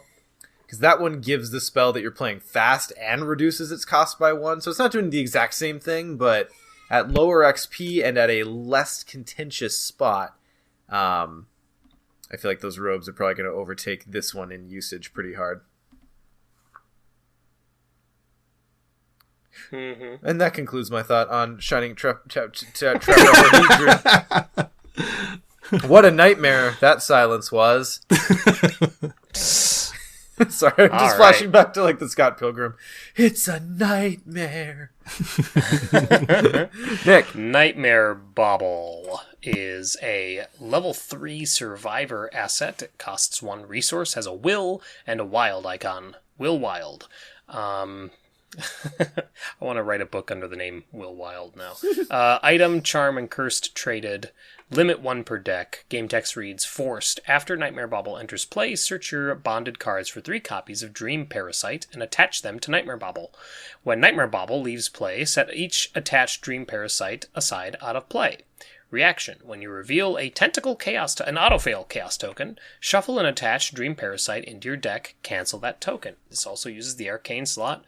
And of course, let's take a look at what the Dream Parasite does, which, as you would imagine, it is not great.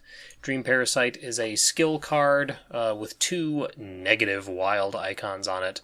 You can tell they're negative because the color is black and white. They're monochromatic. There you and go. Positivity yeah, needs color.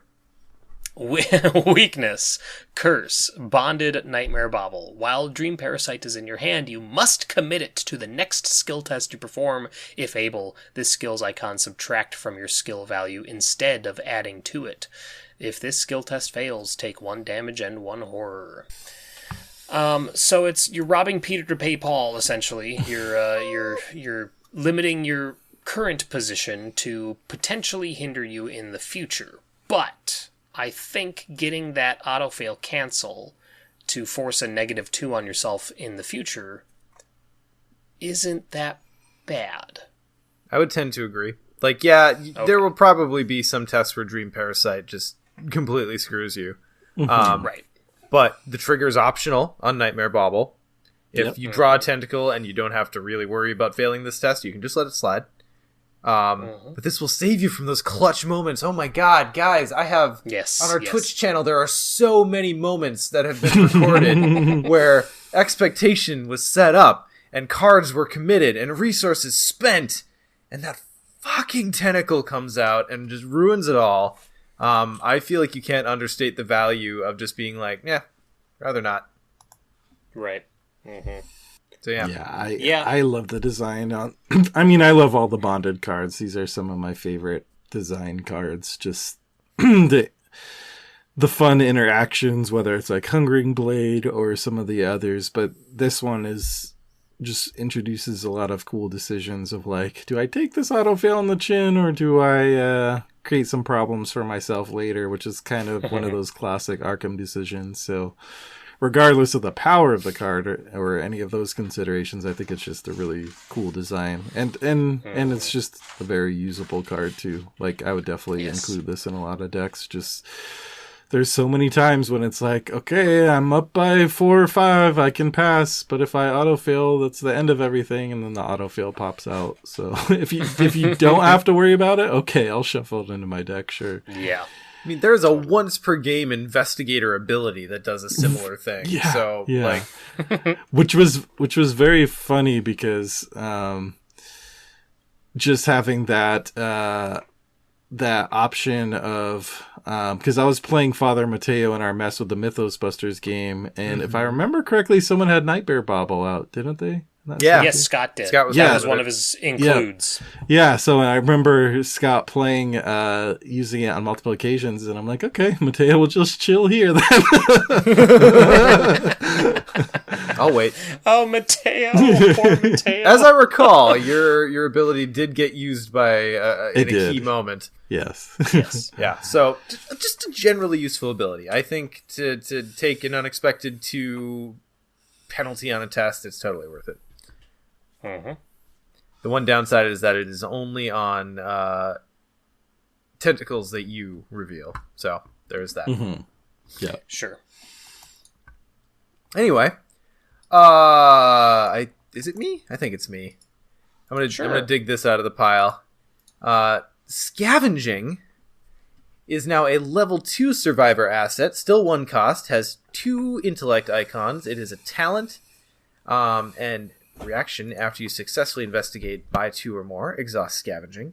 Choose an item card in your discard pile and either add it to your hand or play it, paying its cost. I could have sworn we got this card long before now. Like, I could have sworn that this was a Return to Dunwich, or whatever. No, Return to Night of the Zealot card, but apparently I'm making that up. Is this a new Mandela effect moment? It must be. It must be. I saw a different set icon in the corner. I like it. I like this. But I think being able to put a thing back into play is pretty cool. I have a Min deck right now. I've yet to actually play it, but I'm really excited. That uses upgraded scavenging with the the Onyx and the pendant of the Queen. Oh yeah, those each of those pieces are items, and they each have a wild icon. So that's 3 unexpected courages in your deck that you can just keep pulling back. And when you finally gather all 3, you get the pendant. And nice. I don't know. It sounds awesome. I haven't tried it yet. It's all theory, but it seems pretty cool. Being able to save the action to actually play the card back down, though, is huge. Yes, this is really nice because Scavenging is one of those cards that was big in the core and kind of big in Dunwich, especially with like Jim. But then it kind of just lost popularity as other cards came out and recursion became faster, like in Survivor, and it let you pick more than just items, and it didn't require a test sometimes. So, like, this is a nice way to kind of breathe some more life into Scavenging, and kind of revisit that deck type in a way, by making it cheaper and also allowing you to play the item right away, which is really cool.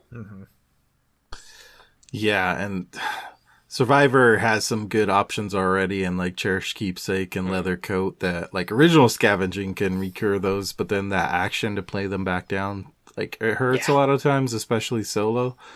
But now I'm thinking back to my ill-fated Calvin on your own deck with no allies. Like, this would have made it run a lot better if you can just get those Leather Coats and Cherished Keepsakes back out on a continual basis. Or I think Min is a huge potential user of this. Like, you could do the old Disc of Insomnia trick where it's discarding an enemy, but now the ability to just play it right back out again. There's a lot of possibilities here. And just that one little clause means so much. Yeah. And the upgraded disposable Survivor assets are all really good. So you've got Lantern and Shovel are the big ones, and then Newspaper kind of falls in there too. They all have they have double icons for their skill icons, and like the ability to commit and then possibly pull it back out, and they all only cost one resource, so they're pretty great. I see this. Not even commit. Use the Gravedigger's Shovel for its grab a clue and then scavenge to get it back. Yep. Or, like that sort of thing. Like, great. Yep. Love it. Yeah, this is going to see play. I'm excited for it. Okay. Well, I do believe that brings us to the end of the player cards. So now, spoiler alert. Let's hop into the actual scenario. Nick, walk us through. I love your notes. Oh gosh, okay. I played this scenario once in standalone, and nope, let's Nick do the notes again. All right. So, Weaver of the Cosmos. Let's start with a setup. It's pretty basic. You get 5 floors of webbing, and it's just like the only thing that there's really kind of variable in the setup is based off of the number of steps of the bridge you have. You could get more doom on the bottommost location, which this is a scenario that goes back to adding doom on locations, which is something we haven't seen a whole lot since, I want to say since TFA, but I could be wrong. I very often am.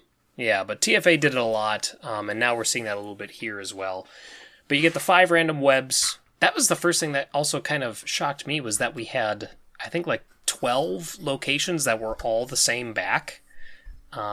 So there really isn't, like, the sense of place in this scenario is kind of thrown up in the air because it's all just web. It's web all the way down. Yeah. Otherwise, from there, I mean, the gameplay was, like I said, adding doom to locations in that first act. But ultimately, I didn't have too much trouble with it because I brought a really fast clues Rex deck, and he handled it pretty easily. I was able to power through that area. I actually ended with way more clues than I needed, which was nice. So that made the second part of the scenario a little bit easier. How did you guys feel about the opening, at least, of this? Well, it bears mentioning that we finally get the payoff for tallying steps of the bridge. So it acted a lot like Vengeance did for, was it? Oh shoot, which one was it? Was it Depths of Yoth? Depths of Yoth. Yeah. Yep, Depths of Yoth. So it's just placing variable doom. Yeah, which is fine. I guess I was kind of hoping it might do a little bit more than just accelerate the last scenario, but yeah, it's fine. It's fine. I'm not offended by it. I largely didn't have trouble with this first stage of the scenario, just kind of getting down to the bottom, except for one playthrough I had. I can't remember which investigator it was, but he was a huge disappointment is all I remember. And that particular play did not go well. There's one enemy, kind of skipping ahead to some of the key encounter cards, but let's see what this annoying spider's name is. The web spinner, who is an enemy that's aloof, which is the most annoying part, spawns at any empty location, and at the end of the round, if web spinner is ready, place 1 doom on web spinner's location. And so just the combination of lots of bad results in it, especially the web spinner. He's more than any other card in this scenario. That's the one that's given me trouble. So my advice is do not delay, kill the web spinner right away. Doom placing enemies with aloof they reserve a special place in hell for them. Yep. Agreed. They are trouble. Yeah. So then we get to the interlude, right? About halfway through. Yes. Mm-hmm. Yep. So after Act 1, you get to the interlude. It's actually about a third of the way through, if you just go by act count.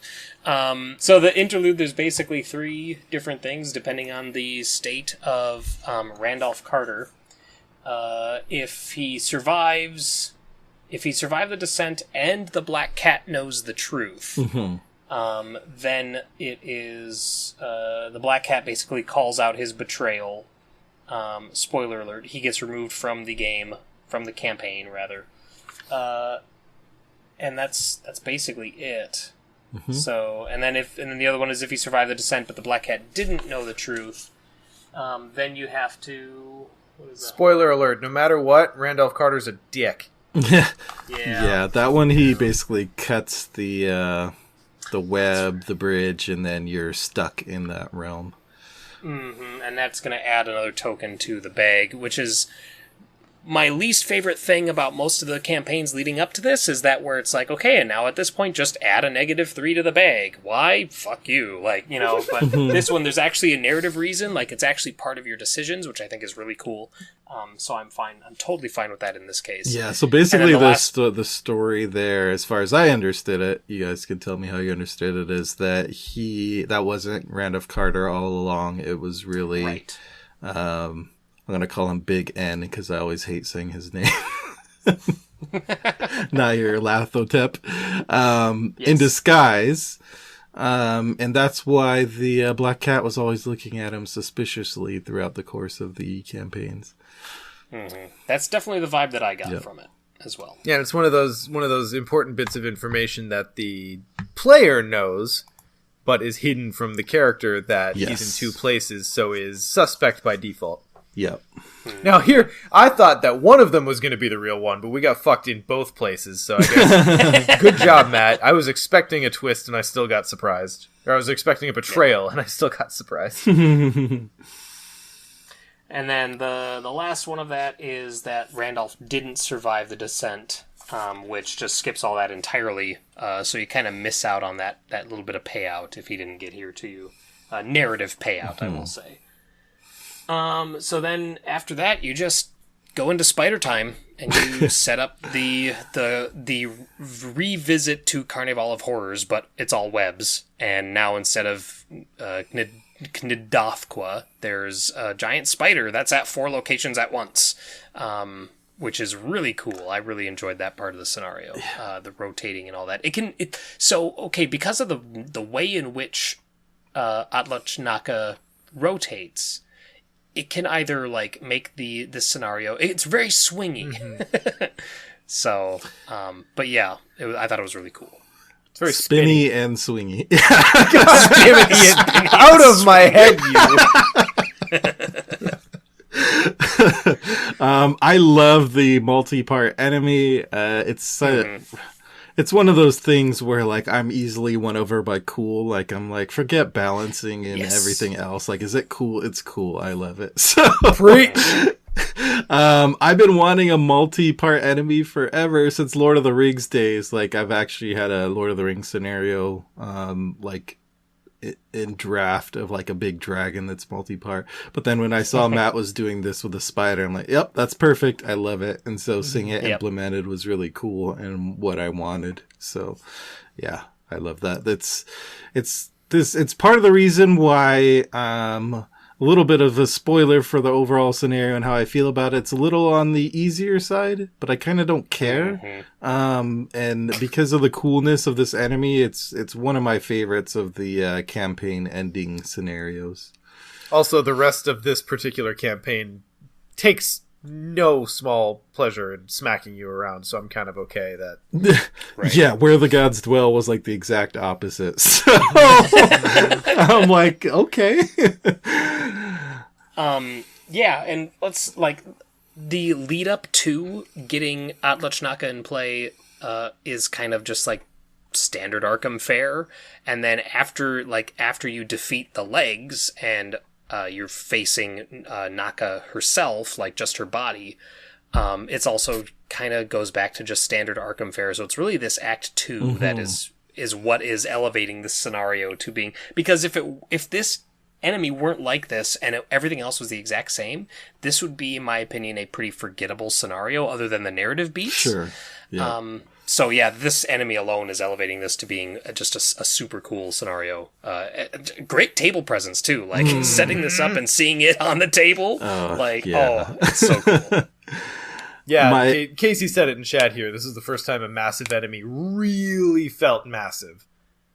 Just the fact that it's in different locations and that you have to care about, like, okay, what location are we going to be in to attack this part of it? And my first play of the scenario was solo Tony, and he just murderized those legs because he had the garrote wire. So it's like 2 damage and then garrote wire just like slicing off those spider legs. Like clipping hedges. Yep. Oh, nice. Yeah, I played this with Tommy and Rex, and they pretty much split up, and Tommy went one direction and Rex went the other. And like I said, he was sitting on a pile of clues already, so he was just action, spend a clue, deal 3 damage, and do it again, and do it again, and do it again, and do it again. And Tommy was just blowing him away with the Browning automatic rifle. So yeah, it was super fun, super memorable. I do feel like this section really does kind of live and die by what your pulls to rotate Atlachnaka are. Yes. Yes.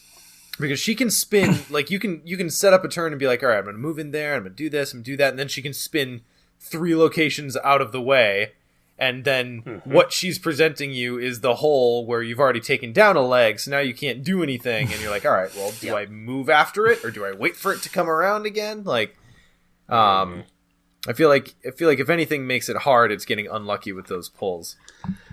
Yeah. Yeah, because I have, even though it's on the easier side, I have lost once or twice. And the time I lost was really annoying because that was the one time I beat Where the Gods Dwell. And then I lost. So I'm like, okay, I got it on the bag, gonna beat Weaver. And that's the time I lost Weaver. So I'm still bitter about that. I still have not put up the big W for the 2-part campaign either. Right, yeah, same, because of that stupid play. I'm lucky I don't remember that investigator because they're on my bad list forever. Block them out. Yeah, but speaking to Sean's point, I think what adds to that is like the unpredictability of the spinning, but then combined with the quite a few effects that limit your mobility. Like there's the caught in a web treachery, which you can only move one location each round. You can only take one move action each round until you like break through it with your combat. And then there's also just some locations, like if you end your turn there, you take a doom, so that kind of restricts your movement somewhat, and just different interactions like that. And then the legs get their free attacks when they move off of your location, is it? Or is it on? Or is it both? I can't remember now. I think they just attack during the enemy phase. I thought that they get a free attack when they leave a location. Is that on the agenda? I don't... Not that I remember, but... Guys, I just played this. Come on. You might be a crazy person, Nick. Where are my acts? Forced at the start of the Mythos phase, reveal... Nope, that's not it. That's the movement effect, yeah. That's the movement effect. I'm gonna find it. Forced, when you would evade this enemy instead of evading... Nope, that's not it. Okay. I swear I read that. But, that's Casey's saying it's just Atlach herself, like just the body. So that's what right, yeah. It's when she's skittering around, not her legs moving. Yeah. So, okay. So, well then let's just move on to that part of the scenario. Let's erase that. One thing I want to say though is, how do you guys approach, because I feel like one of the big strategic decisions in that second part is, do you wait for her to come to you, the leg to come to you, or do you hunt down the leg and hope it doesn't move away from you during the spinny part? I was in full hunter mode. Boy, I wish I had a good answer to that question, but I feel like it's very much up to what's going on and who's where. Yep. I feel like it's going to be easier in 4-player because you can spread out and have multiple options. It's going to be easier in 4-player if everybody's bringing decent damage output, or like if you're... Ideally, you're bringing one or the other. Yeah, that was I caught myself in the middle of finishing that thought. I was like, well, hang on, Nick, you're stupid. Well, I feel like I've gotten burned at both approaches, and it's easy to get burned in solo because just more ground to cover. But because I've had the approach of like, well, I don't want to waste actions moving to a leg and it moves away. That's just wasted actions. That's bad play. So I'm going to wait here. Okay. Pull token, doesn't move. Okay, well, I'm going to wait here again because I already waited. Pull the token, doesn't move. Okay, well, I just wasted 2 rounds. Yeah. And then I've had the reverse, where you go hunt down the leg and it moves. But what can you do? Can only make the best decisions, I guess. Yep. It's like playing whack-a-mole. It's just, yeah. It's tough to plan for. Yeah. But once you're able to get all 4 legs, then you jump into Act 3, which is now she's just moving around the map and damaging people as she moves, which I knew was a thing. And so my notes in the show notes here say that she isn't playing around anymore. Just kidding, she's actually not that hard. I don't remember having that much issue with her. She's only 4 per, which is lighter for like end bosses. Yeah. I think, again, the hard part is just chasing it down. Yeah, I'll say, like, she has scaled health, depending on number of players, as you would expect. So I think you just have to be ready to just be in damage dealing mode at that point and take her out, because she can potentially pile a lot of Doom on the board in the scenario itself. Like, most of the locations place Doom and a lot of the enemies and treacheries. So by the time you get there, unless you had a good pace, there's probably Doom out. And then each time she leaves the location, if there's no investigators there, she places Doom there. So let's say she draws like a -4. That's like a ton of Doom she's dumping on the board if there's no investigators there. So you just either A, have to be strategically placed so that you're preventing that Doom from being placed, or you are just ready to dump a bunch of damage on her. Yeah. This scenario really is just like a damage sink. Yeah, it honestly, it feels a lot like a boss fight in like an MMO. There's like positioning, there's movement, there's times where you pour on damage, and there's times where you're just not doing that because you're in bad positioning. Yeah. Yeah. No, it's a pretty cool take on a boss fight, in my humble opinion.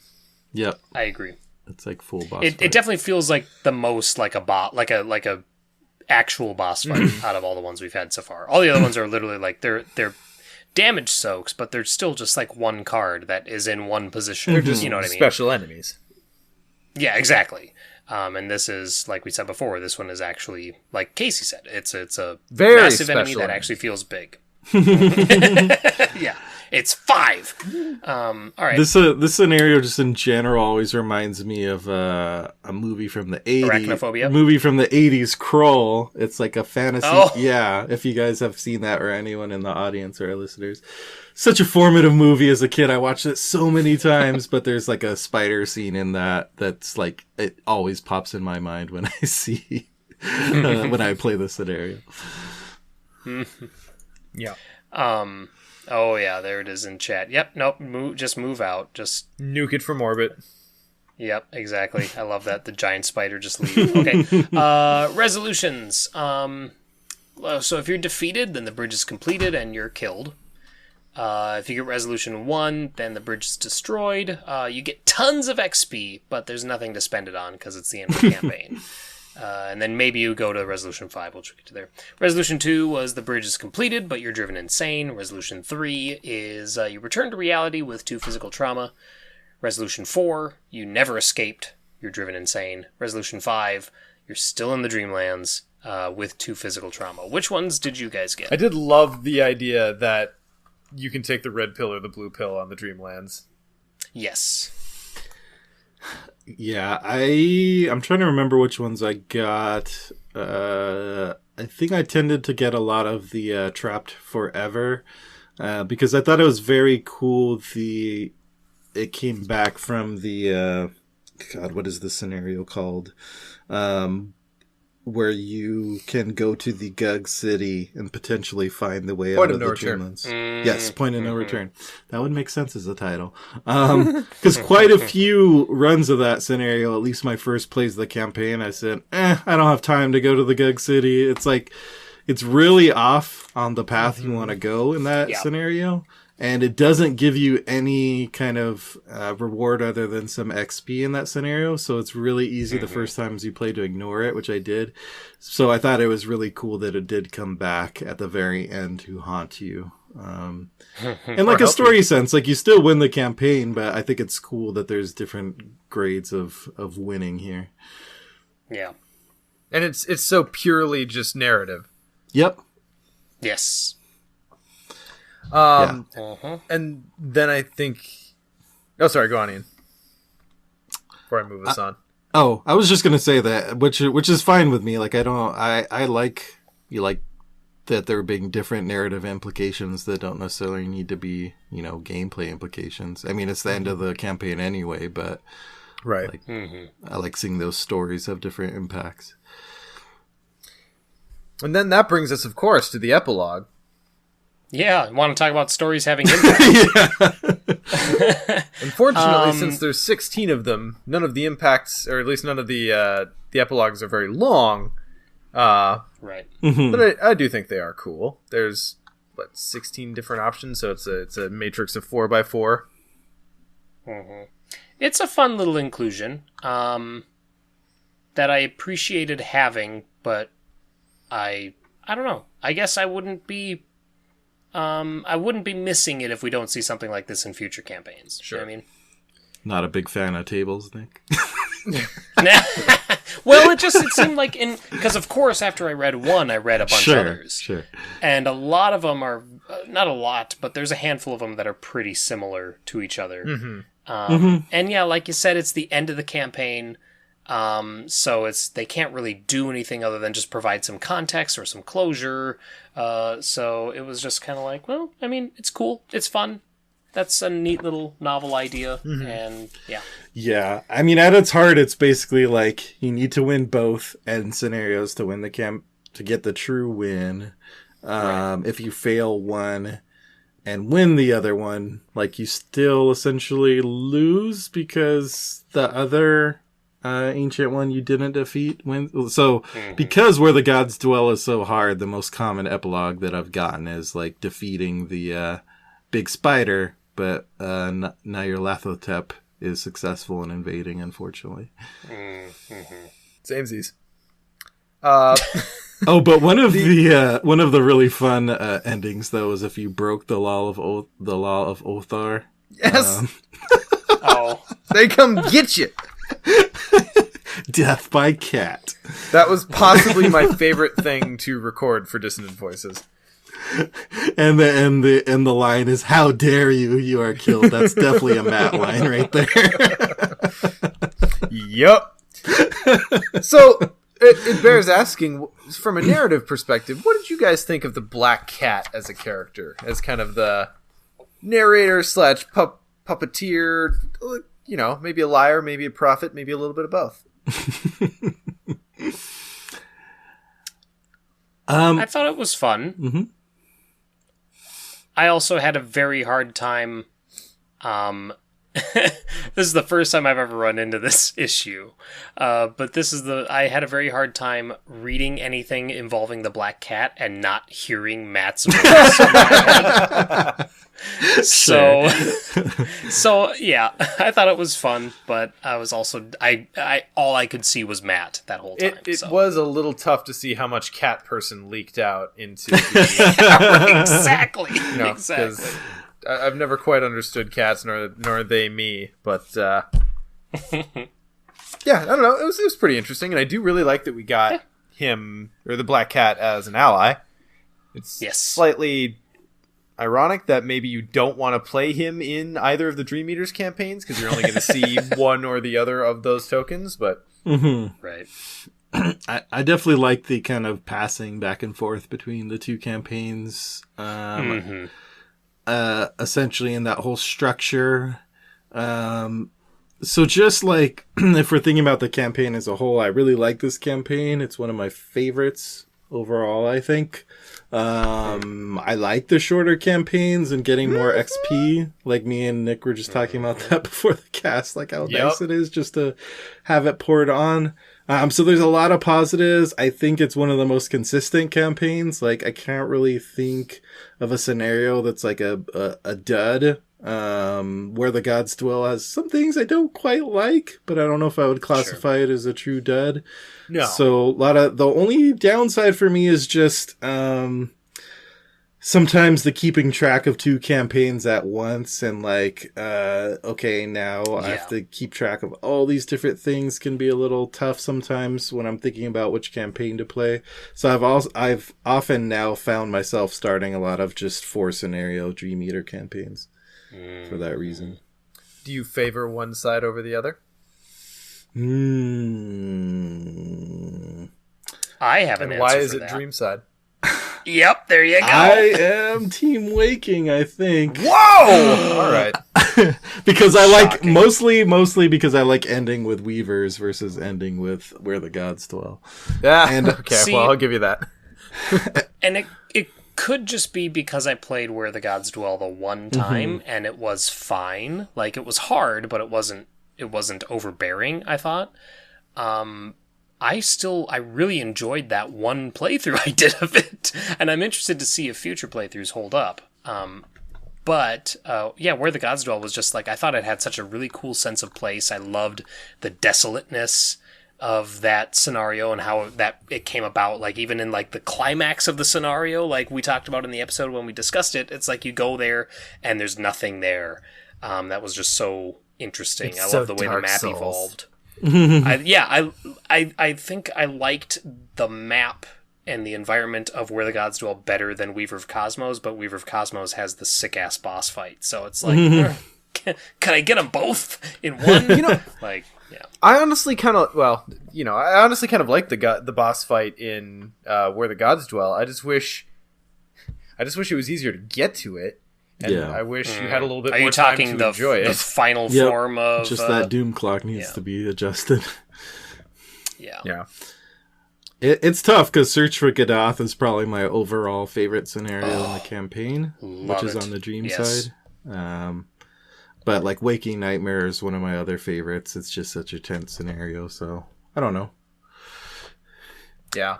I'm a huge fan of the first Beyond the Gates of Sleep. Like, I think that one it sets the stage for the Dreamlands and just the bizarreness of them.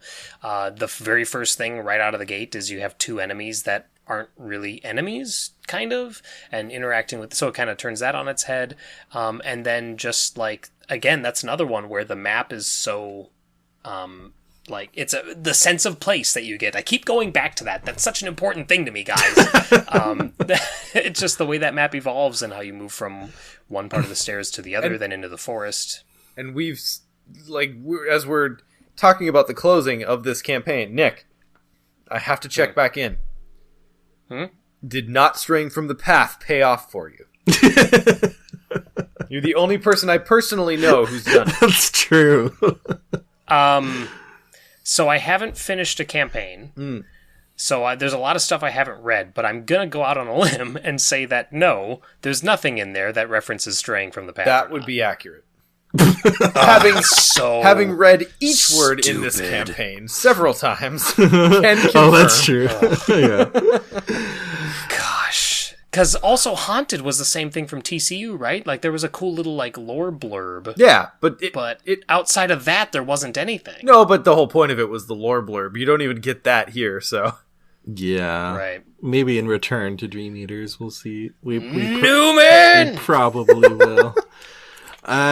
So where do you guys kind of recurring rank... Dream Eaters? Where do you guys rank this campaign? Like, I feel like this is up there. I think Carcosa is probably still my overall favorite, but Dream Eaters is coming in pretty close. Yeah, Carcosa's still my number one. I think this one edges out Circle Undone, just simply because I can't, and I know I keep saying this, but I'm just shocked that I can't remember an entire scenario. And it's, you keep saying that, but have you gone through and played it yet? Like, it's not a surprise that you still can't remember it. No, I played it once. Okay. So you say. No, I have, because it was the campaign that I ended it was the campaign that I ended, like, the one time I played Black Throne as well. And of course I remember before the Black Throne, because I hated the empty space mechanic. Sure. But anyway. I'm so curious to play the scenario finally with you at Iron Man. I'm not gonna touch it again till Iron Man. Like, I'm not even gonna read your notes on it, like the notes that you and Scott come up with. Nope. Like, it'll be a blind playthrough with Iron Man. For Pandemic Arkham. No, I really love Dream Eaters. I agree with Ian that there really isn't a down, like there isn't a valley in the quality of these scenarios. They're all great. The closest that I get, ignoring Where the Gods Dwell, because I just played it the one time, closest I get is 1,000 Shapes of Horror. And that's still super fun. Like, it's the better version of Secret Name, and Secret Name was good. It was just hard. And this kind of fixes some of those problems and does the same things. So yeah, I really love this campaign. Yeah, overall. We had a baller play of that one last night. Oh my god. We did better in both Search and 1,000 Shapes than I've ever done on either of those. And we took a defeat on one of them too, but we still ended up with like 12 XP. God, I love this campaign for that. Yeah. I've had a couple of frustrating moments in Dark Side of the Moon, but nothing to like make it like a bad like I still enjoy the scenario. I think the overall like frantic escape to the galley is really cool and some cool mechanics. It's just a few frustrating things with like swarms getting out of control here and there, but and how many times the encounter discard pile with Ancient Evils gets shuffled back into the encounter deck. I have strong feelings about that in particular. Yeah. But I suppose in a scenario where you can't doom out, you just keep getting penalized for dooming hard. Yeah. It's you don't feel it as much. Or maybe you feel it more. Maybe you feel it more because it's stretched out rather than just you fail. Right. Maybe. I don't know. Either way, I don't like it. All right. Well, that's a good send-off for the Dream Eaters. Oh, so excited for Innsmouth. I know it's a ways out. Even more excited to do Return to Forgotten Age. I don't have my copy yet. Yes. I will be shortly. Very excited to hop into that because I know we've talked about it a lot. Forgotten Age in general was a gut punch to begin with. Once you bother to learn it and know what it's asking of you, I've learned to enjoy it a lot more. Yes. I'd be very interested to see how I feel about it when a lot of the larger issues that a lot of the community has talked about and thus have probably been addressed once those have been solved. I'm excited. So anyway, let's move it on to a little bit of technical time. Ian, what's been grabbing you? Oh, well, let's see. I don't think it's been so long since we had a regular episode. I'm trying to remember what I've mentioned or not, but I started playing Ghosts of Tsushima. Is it good? Yes. Yeah. I really enjoy it so far. So I finished up FF7 so I could start Ghosts. And, it's really fun. Like, I saw some reviews that were like, it's just kind of retreading some, like, Assassin's Creed territory. But, like, I can see some of the comparisons, but I think it does a lot of those, like, things better. Like just being able to find quests by the path of the wind instead of constantly consulting a map is nice. And I find the combat fun. And at least what I wanted from the game was to play a samurai movie, and that's what it's giving me. Like, the story is good so far. It's letting me play out the these kind of cool samurai moments. You can often choose between, like, do I just call out the enemy and do a straight ahead battle, or am I going to go the stealth route? So yeah, it's a really fun game. Enjoying it so far.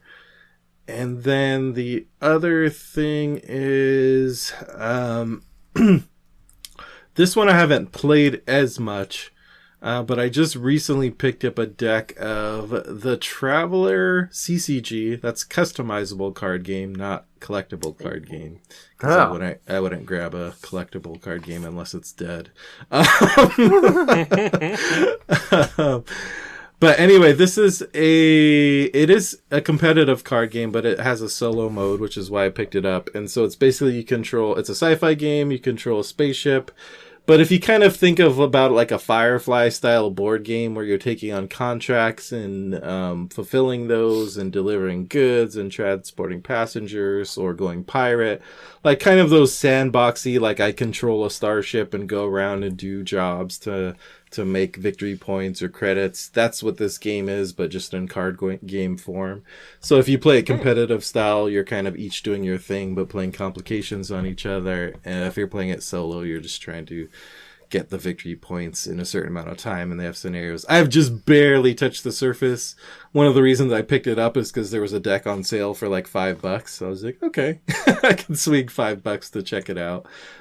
So it's I can't really say too much so far on whether I recommend it or not. I have to dig deep into it, but it has some fun mechanics so far, and I don't really know any other card games that are doing the same thing. So it's at least worth a look, and I haven't seen it mentioned too much. It hasn't gotten a lot of like press that I've seen among the board gaming circles that I tend to frequent. So it's new by me. This is the first I've heard of it, and it sounds really fun. Like, I love the Firefly. It is Firefly. Yeah, you had me at Firefly card game. Yeah, I love the Firefly board game. My only problem is that it takes like 6 hours before you feel like you're doing anything. Yeah. So yeah, this sounds like a lot of fun. Box set is only $40. Decks are like $15. Yeah, this is a lot faster. It's based on, which I'm not familiar with, a Traveler RPG system. I know has been around a long time. So this is like the card game version of that world. So if this is true to Traveler the RPG, then that means your captain or your character could die while deck building. Not that I know of. Because in Traveler you can die in character. You can die in character creation, yeah. I think I've heard you mention that before. You roll random events for your life, and I don't know how you determine how many you get. It's based on your age or whatever, but there's one that's like, you do a tour of duty in the military, and you take a fatal wound, and it's like, oh boy. Okay, new character. Nice. Nick? Let's grab it. For video games, I have been playing Dark Souls 2. So I mentioned previously how I beat Dark Souls, and now I jumped right into Dark Souls 2. I started a New Game Plus of Dark Souls. I got a little ways in, but then I was like, I'm just going to do the second one. For context, I played and bounced off of Demon Souls and original Dark Souls a lot back in the day. I never touched 2. And I haven't touched 3 yet. And it wasn't until I played and beat Bloodborne that then I went back and beat classic Dark Souls, OG Dark Souls. So this is my first time playing Dark Souls 2. I know it's gotten a bit of a bad rap, but I am shocked at how much more fun I'm having in Dark Souls 2 than I had in 1. Interesting. Yeah, like I think what it mainly comes down to is the environments and just like navigating levels and exploring and all that. Dark Souls was really like the big thing about Dark Souls level design, classic Dark Souls level design, is that it's all interconnected. That's the thing that everybody praises, and that's true. Like, you can go, there's multiple paths through most of those zones, Only some of them are like one way in, one way out. But otherwise, most of them, like you can go through Blight Town, you can go reverse, you can go, if you pick a certain item, you can go the normal way, and then those link to different areas and all that, and everything's kind of like a big web. Whereas with Dark Souls 2, everything it's much more... You can do multiple zones in different orders, but everything has its own path through those zones, and they branch at some spots. But because it's designed like that, that kind of means that the designers are able to position encounters and situations like expecting the player to come from a certain direction, whereas in classic Dark Souls they couldn't really do that. And that alone feels like it has kind of elevated just how it feels to explore the world of Dark Souls 2 into a much more engaging and exciting way. Also, one of the first zones you can go to is Hade's Tower of Flame, and the color and the environment of that is totally unlike anything in Dark Souls 1. I know I'm talking about like 15-year-old games here, or 10-year-old games here, so I know people are like, oh, we know, Nick, but I'm just, let me have this moment. No, they've all stopped listening is what it is. That's true. I can talk about whatever I want in technical time because nobody listens. No, I'm just kidding. We have like 8 people in chat here, so thank you guys for hanging out. Hade's Tower of Flame, it's like there's a sunset that's happening, and it's this coastal cliffside, so there's the bright blue of the ocean, and you always have the sound of the crashing waves. That's kind of like this ambiance. It's so beautiful. And it's such a stark contrast against all of the grays and the browns that were present in classic Dark Souls. And even like Forest of Lost Giants, that's such a green zone, and there wasn't a whole lot of green in original Dark Souls. So it just the art design and everything, not really art design, but like the color and the way that they're styling this world is I think it's a step up from original Dark Souls. I know there's a lot of people who disagree with me on that. But I do really like it. I just got to Drangleic Castle, so I'm about 2/3 of the way through the game. Really fun. Soul level 107. So you also get up, like, when I ended Dark Souls, I was at level 100, and in this one I'm 107, and I still got a significant portion of the game to go through, so you level up a lot quicker in this one as well. And then for other stuff, RPGs, same old. I'm prepping and running multiple things. Currently started a new campaign for 3 of my friends that we are streaming. And because of the last stream that I did, I unlocked channel points on Twitch for my personal stream. So I will actually be incorporating things where you can spend channel points to help or hinder the players as they play through the campaign. So you can either give them health potions, or you can give them inspiration, or you can trigger a random encounter at the next appropriate moment. As determined by me. So yeah, it was interesting to see how that'll turn out. And then also I'm prepping for The Rime of the Frost Maiden, the next D&D campaign book, which should be dropping in mid-September. So I'm prepping for a 6-player campaign of that, of which Ian is a part of, including Casey, friend of the show, and Matt Newman, and a bunch of three other people. Dave and Justin and Josh. So that'll be fun. Nice. Mm-hmm. So one might expect that after we streamed Arkham and Arkham related things for 4 solid days with few breaks that I might take a break from Arkham, but you'd be wrong. I'm pretty sure after we closed the stream, I spent some time with my family, and then as I wound down that night, I just moved over to the Arkham side of my table and continued playing.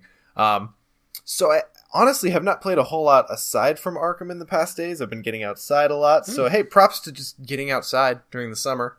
That's been grabbing my time a little bit. I've been playing a decent amount of Marvel. And I finally got over the pride hump of just being like, all right, I haven't put the time into this game to know how to deck build. Just gonna net deck. So now I've net decked a few different decks and finally got around to kind of applying that knowledge I've learned and have built my own decks from scratch at this point. So I have like 4 of them assembled. Just got Hulk. Hulk is bonkers and really fun. So looking forward to that. And so is Doctor Strange. I was a little worried that... Okay, so Doctor Strange, his core ability is a lot like Joe Diamond's core ability in Arkham. And since I haven't quite myself figured out how to make the Hunch deck actually feel awesome, I'm not sure if anyone has, but I haven't. I was worried that Doctor Strange was going to feel a little lackluster, but he's only got 5 events in there, and they're all really good, and, well, 4 of them are really good. And you've got a way to discard them. So anyway, Doctor Strange is really fun, and he's a personal favorite of mine, just because, hey, I like casters, surprise, surprise. So, yeah, been playing a little bit of Marvel, and the more I play it, the more I'm getting into it, the better I'm getting at it. I feel like I might actually try out Expert at some point here, but I don't know. We'll see. I don't want to get crazy. But yeah, so Arkham. And not Arkham is all I've got, really. That's how my life boils down. All right, so it's getting late on this Friday night, and I'd love to go to bed and sleep in a little bit. So we're going to wrap up episode 88 of Mythos Busters. Check out our social media if you haven't already. At the beginning of the episode, we're going to have those tattoo polls out there. Help me pick my ink. They're both going to be, well, they're both designs that I'm fine with, because that was obviously just a smart thing that I had to do. But I'm really excited to get that, because holy shit, never thought we'd actually hit it. And now it's here, it's a real thing, and I better get inked before my brain actually processes it. All right, guys. Catch you for 89 next time. Talk to you later. Bye. Bye.